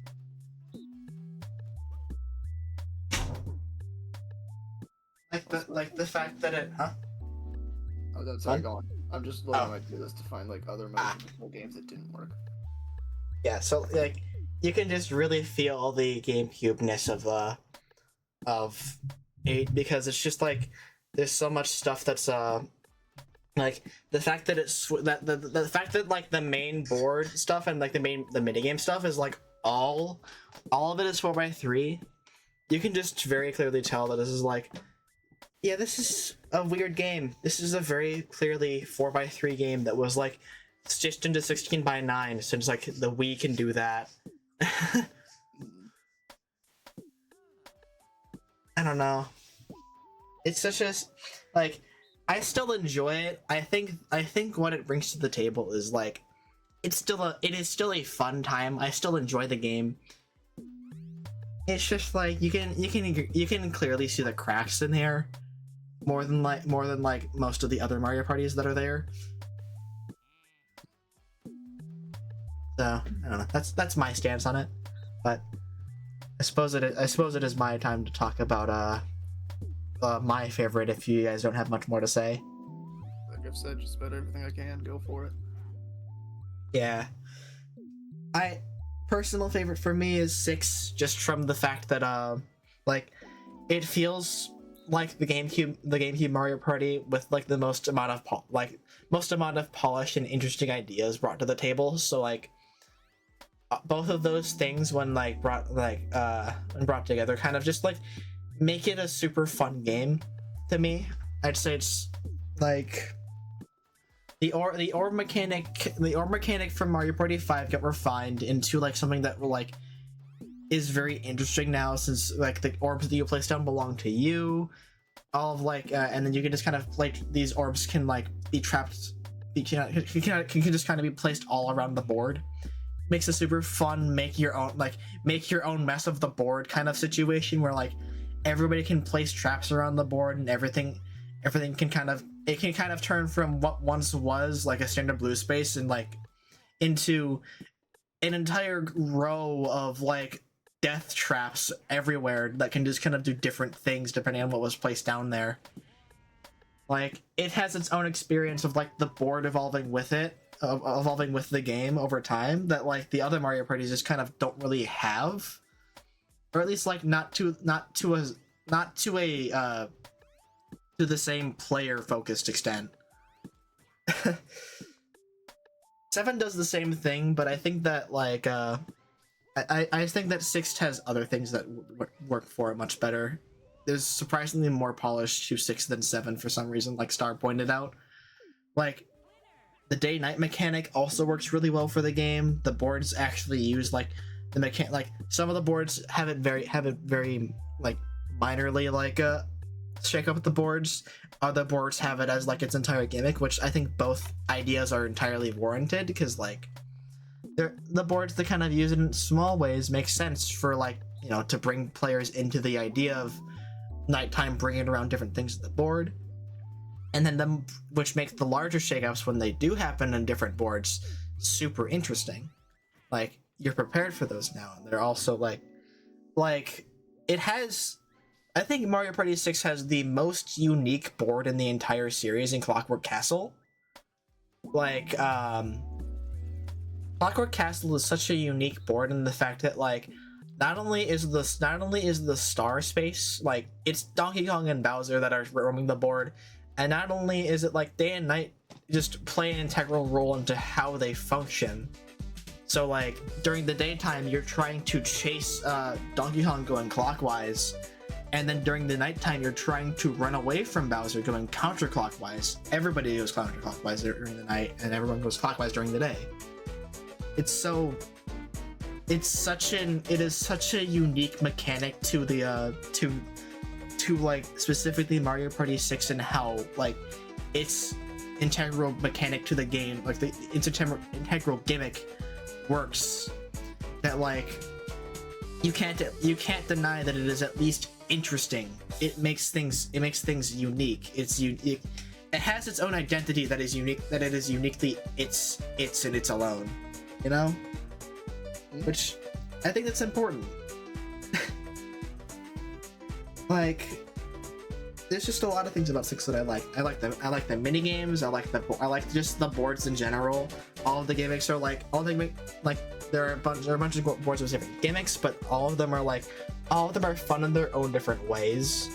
Like, I like the items that are in the game, the board, like the orbs that I already mentioned. It's just like all that stuff kind of just like just combines into it being a very, very, very solid and fun game that I just think is the strongest out of the games that we have, which includes Superstars. Honestly, like, I enjoy Superstars a lot, but there are some things I don't really enjoy too much about it. Like, I suppose we can save this for since I think we've talked about the favorite and least favorite games now. We can talk about a bit more about minutia about what we feel about, like, certain Mario parties. I guess we could say, like, for our favorite games, what's a small thing you'd want changed that you think it would make the game better? Like, just like anything, whether it be like big or small. What's a gripe that you would want to have changed in just this one entry that you think would make the game, like, better, whether it be like just a little better in like quality of life, or just like a lot better in terms of just like kind of changing how the game works a bit? Mario Party 8 GameCube controller support.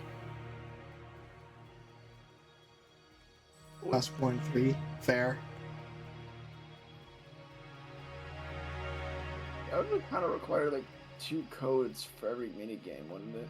Like, I think that's a phenomenal idea, but you'd have to rework a ton of mini games to work for motion and non-motion. Yeah, but like, it was like the game was already kind of like, wait, doesn't it play have that? I think there's a mod for it, but it's like, it's not entirely like there isn't. I don't know. I'd have to like check the mod out myself. That kind of like see how it feels, but like, I don't know. I'd be interested to at least try it out, but I don't know. It at least seems interesting. That's all. That's what I can say about it. I think the weird thing about it is that you have to, like, since it is like, since one of the sticks has to be like the Wii pointer. It's the game. But I think the right stick has to be used for for using their pointer, which kind of stinks. Imagine trying to do imagine trying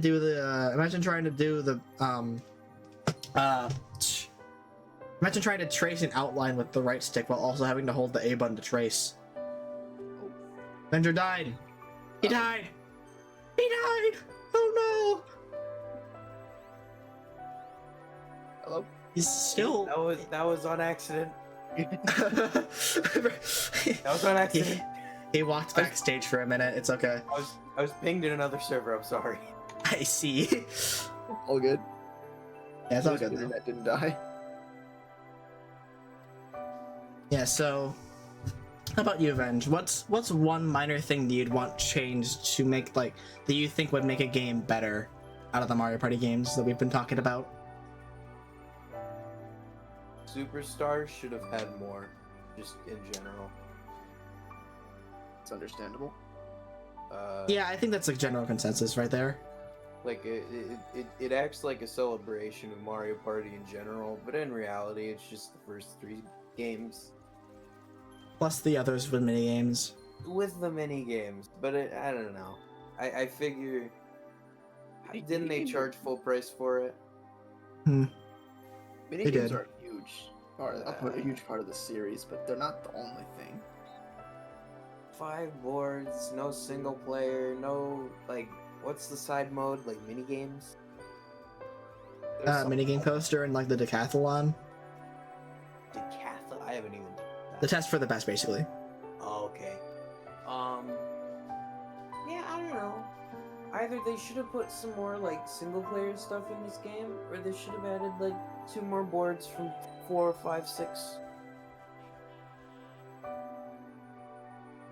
Yeah, I definitely agree with that one. I had to say for something that I'd want to have changed at I guess my favorite Mario Party, I have to think about that. I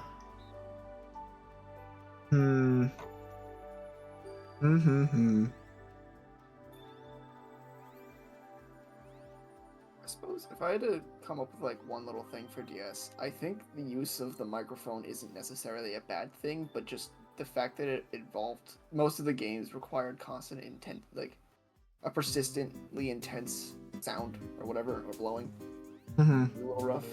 And I like that there's an option to turn them off, but I wish the option to turn them off just replaced the controls with something to do with the button. Yeah, like what Bowser's Inside Stories remake did for the giant battles. I should have noted that. That's the one positive thing I might say about that game now. I'm having a hard time thinking about what I'd do for Mario Party 6. There's definitely something that I'd do with it, but I'm not entirely sure.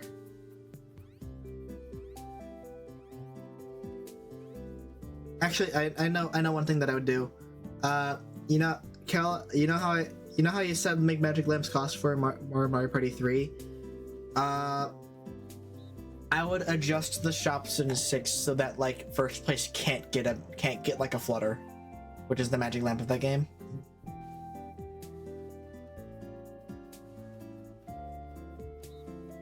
That's one of the few things that I would change. That's that's a bit of a small gripe, even though it is only technically on 2 boards, since those are the only boards that have have the traditional star spawns. But that is something that I feel would be kind of substantial.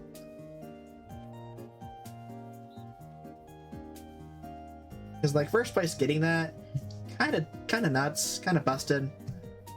I can see why you would say for Mario Party 3 that making magic lamps cost more in that game, because a baseline of 20 coins is pretty cheap, honestly. You're just basically paying 40 coins for a star. I feel like 25 or 30 would make sense. I think Superstars does it right with 25, at least for it. Since the items are already pretty cheap, having that as the outlier of the expensive item makes sense.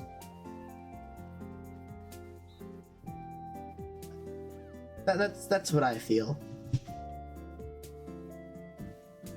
Suppose we have anything else we'd like to say? Then did you you said you just wanted a bit more. Is there anything more specific about a given Mario Party that you'd want to talk about? I really liked the one mode from 5, I believe it was, where you built machines in like Dad's garage or something. Oh, that was like one of the few good things about Mario Party 5 is like the super duel mode. You just build a tank, and you just you just fight other people with your tank, and you can save that shit to your memory card and bring it over to somebody else's house. Oh yeah, that shit was awesome. Like that should be a game in its own. That should get its own thing. Honestly, it was really fun. I also really liked how 5 used the star spirits. That was cool. Mario Party 5, like, it was kind of funny that they brought back the star spirits for Mario Party 5 of all games. You know, the Paper Mario, MacGuffins of the game. It took 4 full rounds for anyone to go out this game. I didn't even notice. I just wasn't paying attention to that. That's kind of funny. Like this is just happening in the background. We're just not really paying attention to it. I'll point out something. We kind of are. Yeah. But we're coming on to a bit of an interesting question. On this on our topic list. What do we believe that a remake of Mario Party 8 would be a good idea for the Nintendo Switch, or whatever its sequel may be? Yeah, that's tough. It's like I had thought of this question like kind of in the spur of the moment, but it's like I can see things for and against it. If they did that, it'd be the first time they've ever remade a Mario Party game. Like Top 100 and Superstars remake mini games and boards, or at least Superstars remakes boards, but that's not an entire game. So remaking like 8 specifically would be strange, I guess. It would be strange, but I feel like for some reason it feels like something that Nintendo would potentially do. They are kind of on the Mario remake high at the moment. It feels like something that they would do because, like, think about it. Like the Wii, like the Wii, Mario Party 8, since it was on the Wii, even especially compared to Mario Party 9 on the same system, it sold like hotcakes. It sold like 8 or 9 million units, right? And like I'm pretty sure it sold around like 8 or so million units at least. If not, then like you could fact check me on that, but like I'm pretty sure it was a like, you know, a big game since it's like it was on the Wii. People remember that. Oh, not a lot. So like it's something that so like even though it might not make that much sense in like theory, I feel like it's something that like they might do, and in some respect I can kind of see why.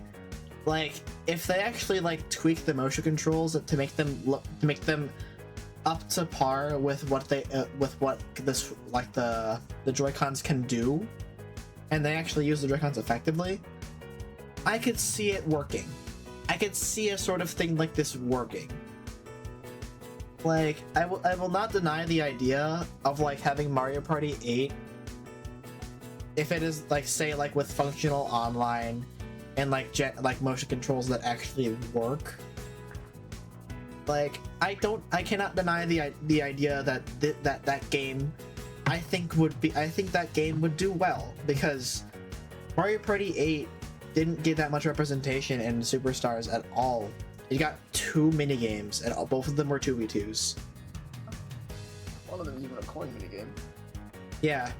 They have an entire tie theme for Mario Party 8 that you're never gonna hear, because the one 2v2 that's in this game is the one that's almost impossible to tie, unless you like do it intentionally. Yeah, you would have to.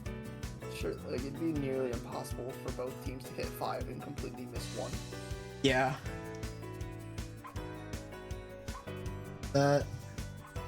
That's how I feel about it. Like, I could see them doing it, and I could see it potentially being good if they actually decide to like make it work. But how about you guys? How do you all feel? I feel like it would probably for me end up being a very similar case to Skyward Sword HD. I would be really hyped to see it announced and then never get it. By all means, I love the fact that Skyward Sword HD was a thing that happened, because Joy-Cons had better motion controls, and even if you didn't, there's a new... Yeah? Sorry. There's a right stick you can use now, which makes you can skip motion controls, and that's nice. Accessibility is nice. And you could probably do something similar with 8. But I think I would be hyped to see it, but then I don't think I'd ever get it. I think I potentially might, if it like, I'd have to. It's that Mario Party now is like one of those things where like I'd have to wait to hear more about it or like kind of see more about it now, since like I still like I don't know. I just have to see more about it before I like really get like make a decision on whether or not I want to get like an 8 remake. That's what, you know. The Benjamooni, how do you two feel about it? This idea. I feel like the online, if there was online, it probably wouldn't last long, but that would be a good game for like a friend group like this. Friend group, like, you know. Oh, that would definitely be a social experiment kind of game. Oh, It's very... Since like like all 4 of us kind of grew up with 8. That would be awesome. And the Joy-Con stuff, like, it makes sense. I just don't see it happening. That's fair.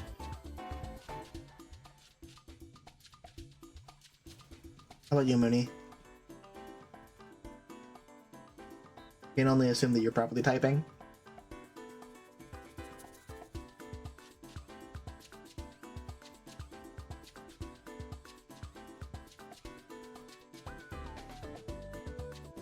I feel like just 8 on its own probably wouldn't be worth it because they would make it a $60 game. That is very true. Considering that Wii games were $50, it's again a Skyward Sword situation of where it's more expensive than the original. Very little improvement. Yeah, like if there's very little improvement and it's just a straight port of 8, then like I wouldn't buy it. Oh yeah. Like if there's improvements, then hell yeah, I'd like theoretically, like if the game actually is improved, then I'd probably buy it. Just like if it has like online, if it has like, you know, the stuff that I mentioned, like, you know, it's a worthy thing to spend my money on, you know. But yeah, that's how I'm feeling about this. I think it could turn out better if instead of a port/remake, they just made another Joy-Con focused one that was better than Super. Yeah. So I think honestly, like their closest inspiration in line with that would be Mario Party 8. Yeah.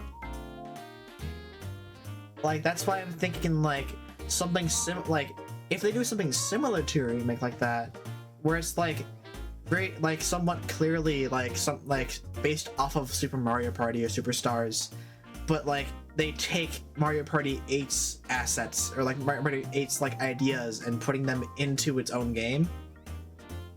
That's something that I could see them doing. Mario Party Infinity, and they just flip the 8 horizontally. That'd be like the send-off to the series where you have everything available to you. But Then that's why they wouldn't do it yet. Yeah. I'm also kind of realizing that like those Joy-Con focused movement games are kind of taken up by WarioWare. Like WarioWare Move It, the way you have to move yourself for so many of those mini games is extremely intuitive with the Joy-Cons. So, and it fits in WarioWare's style too, you know. Yeah. Like, I think you still could make a Mario Party with that focus. Invite But WarioWare did get there first. Invite Yeah, I mean, even then, WarioWare got there first before Mario Party 8 did. I'm pretty sure as well. Smooth will speak. they were close in release date. I know that. They were both in 2007, I'm pretty sure. 8 was May 29. Good ass year. It might have been DS, because DS was I think late 2007, like November. Smooth Moves was end of 2006, so yeah. Oh, end of 2006. Wow. So that was like early. That was super early Wii. So like that was the launch year. Almost between the two. So like, I would say it's not impossible for them to do something like that, because like Move It is just is a sequel to Smooth Moves. Yeah. Like, Gameplay. I wouldn't. Yeah. Gameplay wise, there's not really much story continuity in the WarioWare series. But... Yeah. I mean, considering they call it Super Smooth Moves overseas. Okay. Well. Yeah. But yeah, that is my take on that.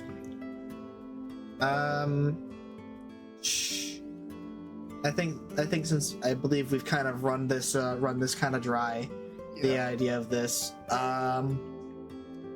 What we're kind of getting into another meat and potatoes kind of game, kind of question. What do we feel? Like out of the Mario Party experiences that we have had, what do we think kind of makes up a Mario Party experience in kind of a vague idea?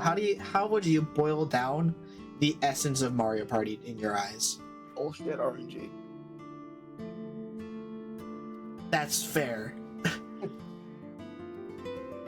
I may ask for a bit more like elaboration on that potentially. Can I ask a little more? Obviously, Mario Party isn't only RNG. It'd be a pretty terrible game if it was. But also, I find random chance to be hilarious. So, I guess that's part of the reason I like the hidden blocks of DS, right? There's so much bullshit in that, but it's fun. Yeah, I understand that. You still need your skill-based stuff, so timing, mashing, but with like maybe a cap so that, you know. Yeah. I mean, here our favorite Mario Party game here is literally just hit a button. Yeah. Are you lucky? If not, well, goodbye. If not, then just bye-bye. Bye-bye. Bye-bye. Bye-bye. Yeah. I think the essence of Mario Party to me, personally, is like it's a bit of a lengthy thing to describe for myself. So like I'll try to keep it a bit brief, but it's like I think that, like you said, luck is a very important point of the game. This is a game that while there is skill involved, the elements of the game being able to take away like different things from like a good player, while also being able to reward a bad, like say a player that is technically worse at like, say like the mini games or whatever, being able to reward lower positions just for like getting a good roll, or just making punishments for bad rolls or something like that, or punishments for falling into something on like a bad roll, that sort of deal. As long as these things tend to be like as long as they are player driven, I think that makes it fun. Like Mario Party 1 is kind of the outlier there, because like a lot of the bullshit that happens is entirely game centered, but the player focus, but like the fun comes from the player focus around the bullshit that happens in the game. So like, for as bad of a game that Mario Party 1 is, it still defines what a Mario Party experience is. It is just laughing at the bullshit that will happen sometimes. Like you can have these hour-long monologues and like schemes of trying to figure out what exactly to do on this like specific turn, on this specific board, on this like with where you are in relation to everybody else. You can have all of that happen.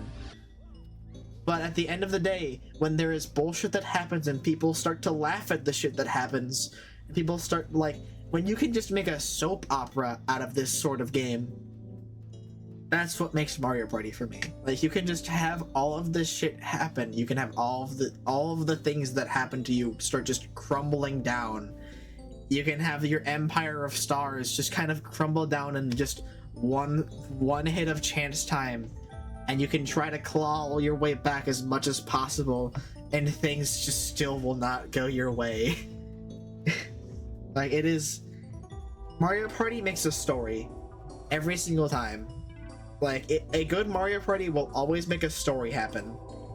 That is how I feel about Mario Party. That is the experience that I hope to get out of Mario Party now. And it's like, it's wonderful for that when it does happen.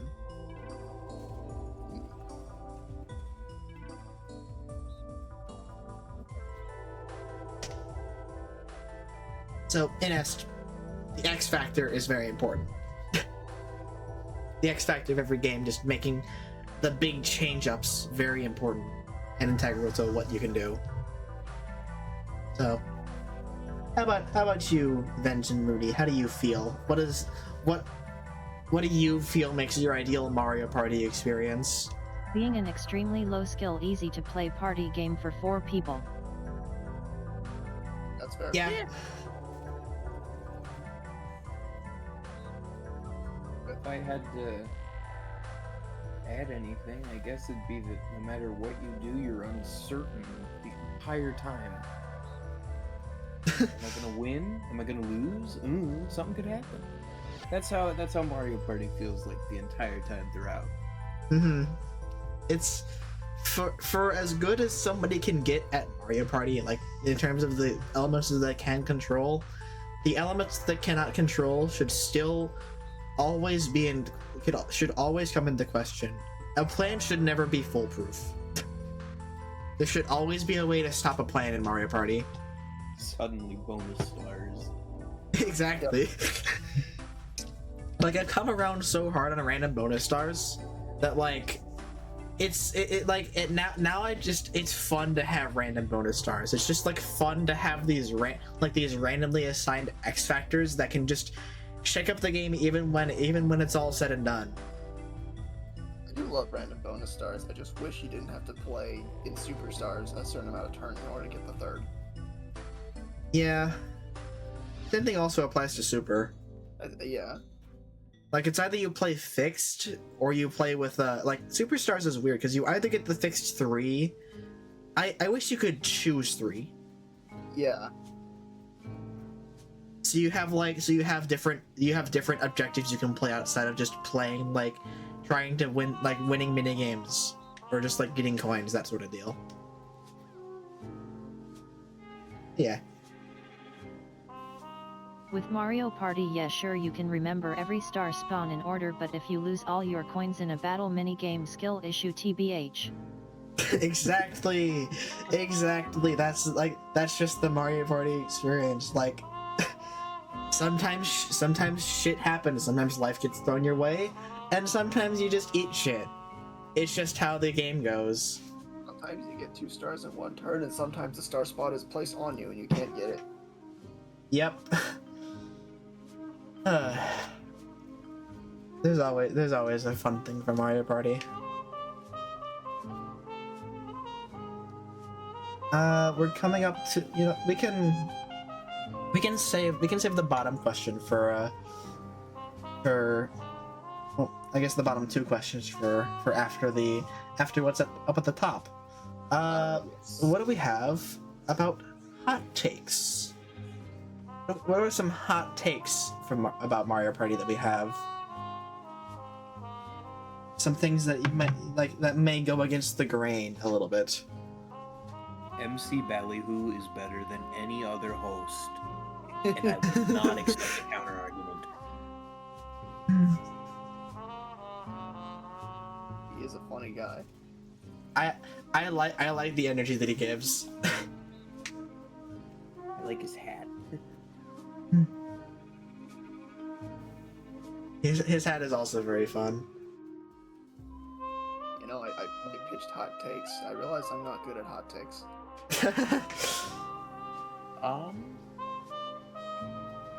Hmm. I'm on like. What? They should have kept the day and night shit. They should have made that a thing from then on. I feel like they should. I feel like instead of making it a thing just consistently, they should have at least had it as a thing they could have brought out on some boards. It's like you don't have gimmick instead of a game gimmick. Yeah. Like Woody Wood. Like Horrorland. Horrorland does this. True. It was the first game that had it, and then Mario Party 6 made the entire game based around it. Like, it was interesting. Interdasting.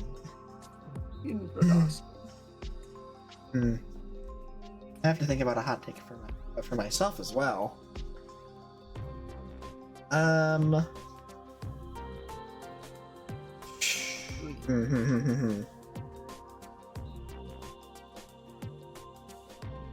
Suppose I can find one commonly disliked minigame to say that I like, because I do tend to like things that aren't popular. I don't know why. That's fair. Something I do. Hmm. I'm gonna go back to the tier list. I'm honestly trying to think of a minigame that I like. That I Actually, don't think the tier list has anything really absurd. I'm just trying to think of one thing that I could point out and just say like is like a hot take for me. It's like I'm not sure what classifies as a hot take for Mario Party now that I'm thinking about it. I guess the closest thing, I might have already said it, I really liked the 2v2 mode of Super. Like, I understand the unbalance of it, that like we talked about, but I think it's cool. I wish they had done more with it. It's another thing that's like, it's a super interesting concept because it's so different. It's so radically different, but it's also like, it still somewhat stays true to what Mario Party kind of is, just in a very different way.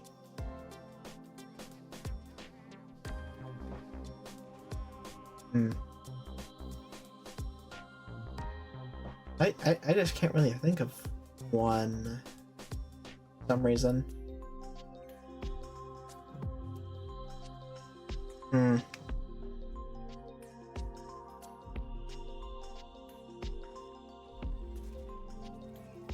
Yeah, for some, like it's just something that I can't like think too hard about. Like, it's not really that hot of a take to say that 6 is my favorite. How dare 6 have all the good stuff? Yeah.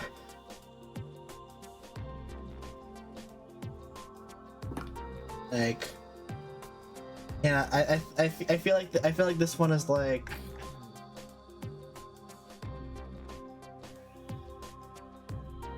Gotta put it this. You know, that's we want to end at 11 because like we don't have too much more to talk about. I don't play Mario Party enough to have hot takes. Fair. Yeah. And we can the hot takes is like it was a general question that always has to be like that can always be brought up, but then it's like you get to it and it's like, wait, what are hot takes for this game? Yeah. For this topic. Yeah. So suppose next since we are on to our last 2 questions, how do we feel about the state of the franchise? Just like in terms of the 2 most recent games that we have, Super and Superstars. Where's Super 2? It's a great question. Or Superstars 2 even? Like, I guess generally I would say it feels like they're afraid to do too much. Like, obviously don't change the formula, But if you're gonna make a throwback game, you could probably do more than 100 mini games and 5 boards. Mm-hmm. I think actually, you know what? I'm probably gonna be saying a lot, so like Mooney, I feel like. Do you want me to just like say it so you can type stuff out, or do you want to go right now? Yeah, something rearing to go.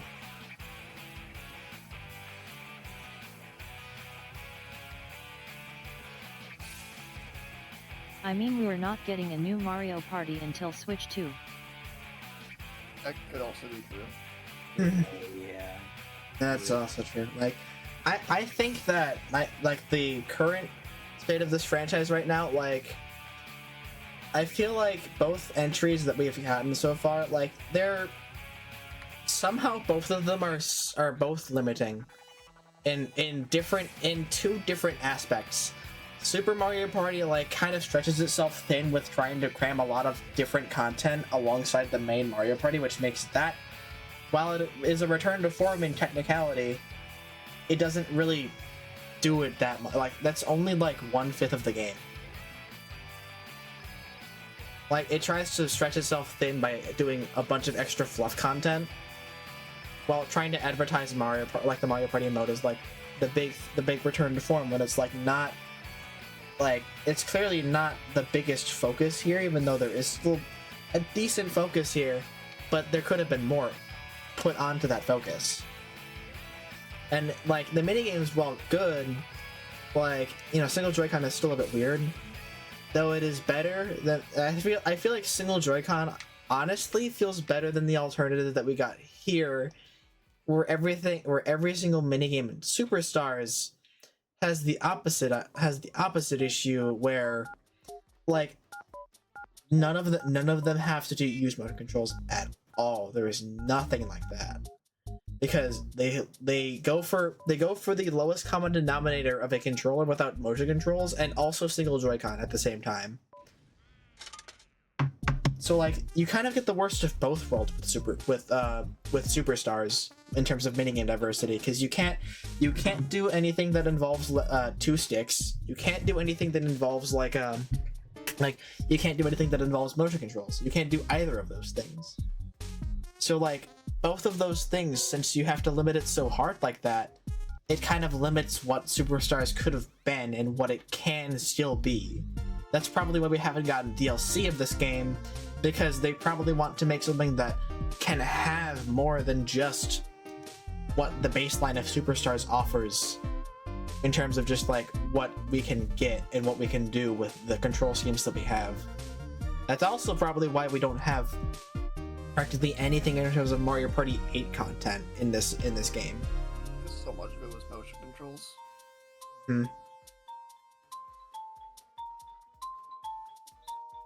Which is kind of weird, because like, you could just replace the motion controls for like pointer controls, just with like moving the cursor around with the control stick. That's it. Yeah. Weird, but I don't know. It's like, you can there's so much you can do with this franchise that like they can easily do, but it's just like, eventually, like, I'm curious as to what they'll do next, because both of these games they've released feel like two halves of something. Like, Super Mario Party is like the stretching itself really thin experimental kind of minigame type of experimental minigame kind of like form of Mario Party that we kind of expect in terms of like minigames, at least. Superstars is like kind of reminding us of what everything in the past did, but also playing it very safe with what they offered onto the table. So if we can get like, you know, a happy marriage of what these two things did and what these games offered, I think we could have something really cool. No? Yeah. Super felt like a survey game to me. Like they put it out and it had all this different stuff in it, and they only added the online like playability to it after the fact, right? Oh yeah. They added it. They added it like months before Superstars came out. Yeah, and that's super strange to me because it was already an online game before that. So they were taking data, at least in my own uneducated opinion. I feel like that was the purpose of Super. Because they have the regular mode and then the Super Star Rush mode, yeah. It definitely feels like a very survey game because, like, that's probably why Superstars came to be, because, like, Top 100 and Super Mario Party both felt like survey games. 100 was awesome. Top 100 is just the most disappointing thing ever, and because it did nothing new. Like, it did literally nothing new, and there was nothing to keep you there because there were no boards. Yeah. It made you bored. You were the board because you are bored.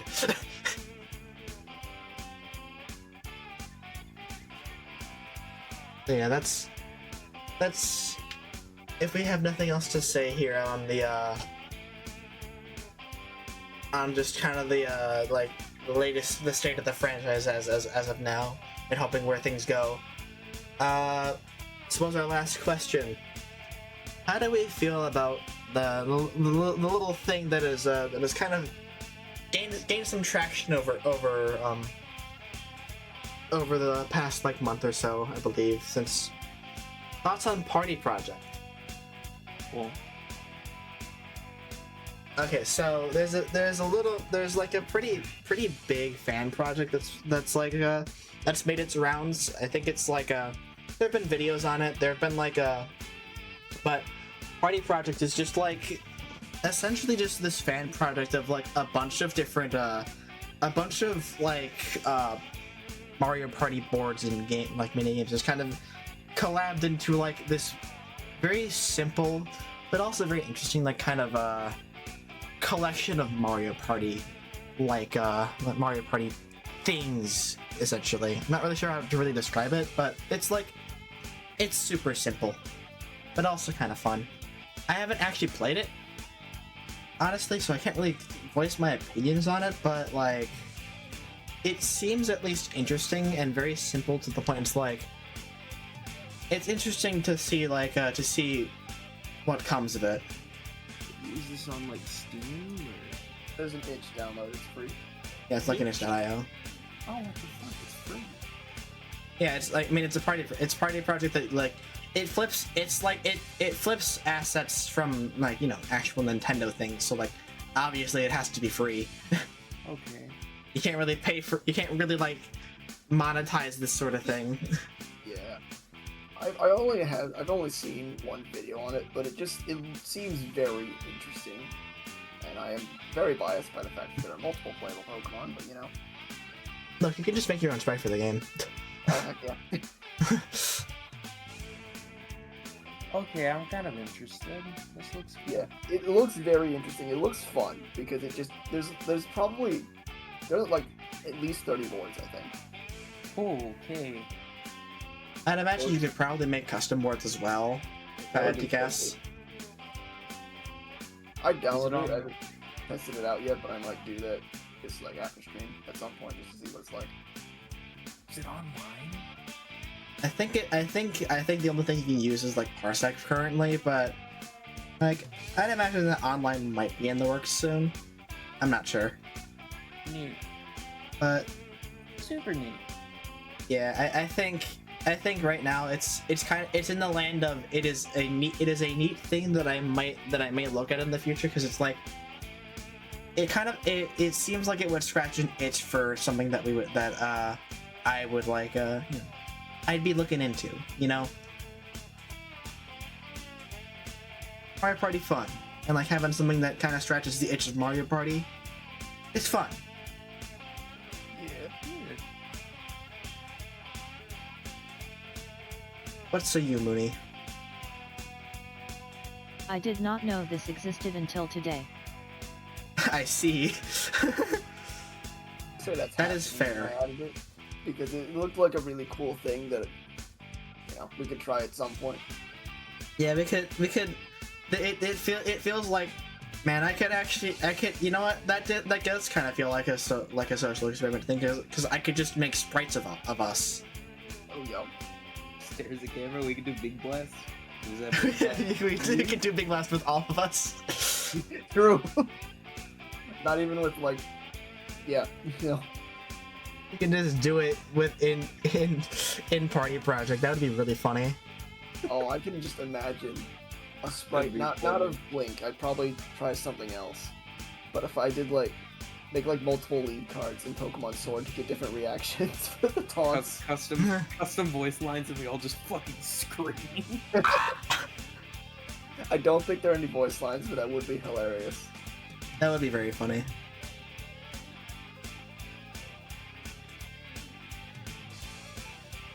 Pure, you have to draw 2 characters for mine. It's okay. I'll manage.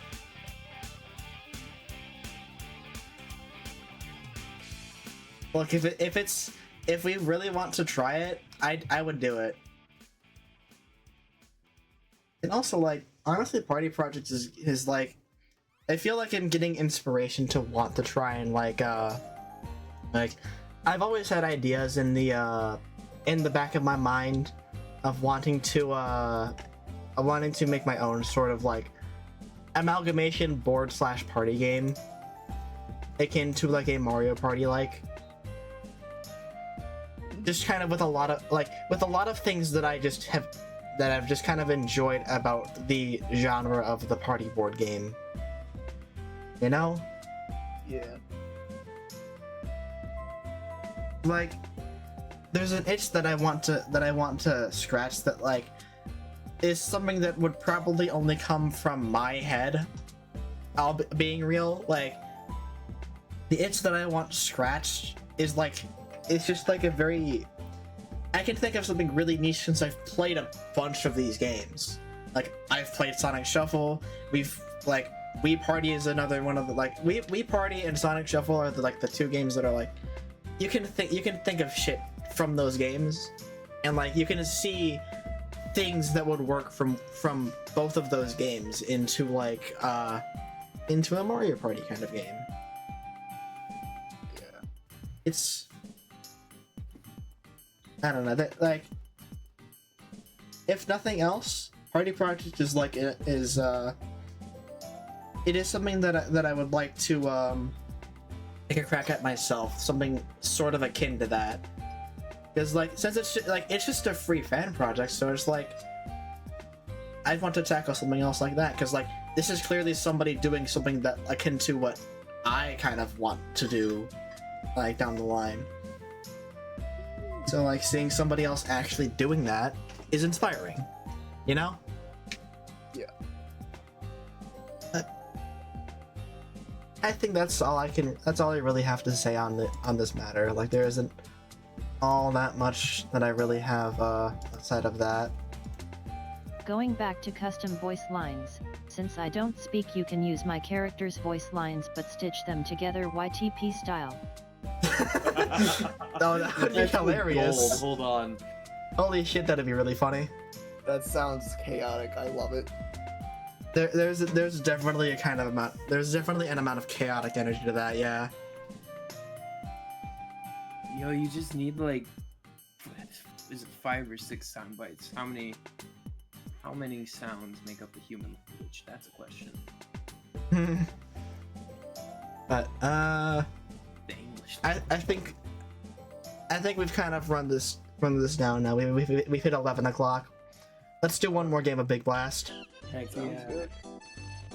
After this last game, I will relay our total stats, including. Hell yeah. We got a lot more done this time, I think. How many have we done here? I mean, we've hit the 3-hour mark. Yeah, this is the only thing I would say is, with the fact that this is slower and lag, it might have been comparable. But I'd have to look at the total numbers again. I mean, yeah, I think Big Blast in this game is also a bit slower in general. Yeah, there's when there's fewer players, there's more suspense building up. And also the countdown is a little slower as well. there's actual 3 real seconds instead of 3 Mario seconds. Yeah. But I will say, unfortunately, regardless of how this game goes down, Pure will not have broken 30 wins. Oh, Unfortunate. so sad.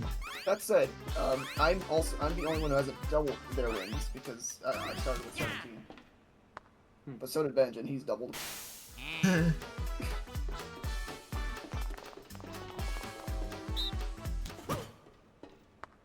Full game. Oh. Where's Mario?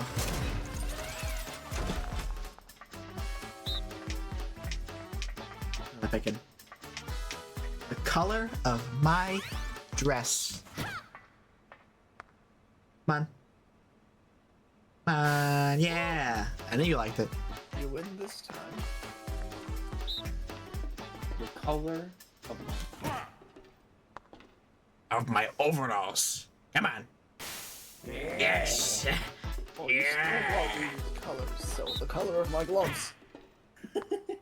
Of my gloves. It didn't work quite as well. Not dominant enough. Ah. Okay. It's coming down to this. This is the color of royalty. Sure. You wouldn't blow up royalty, would you?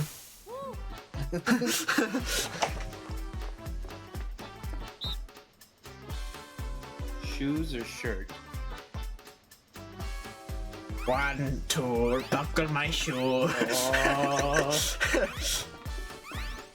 1, 2, buckle my shoe. 3, I'm getting buckled.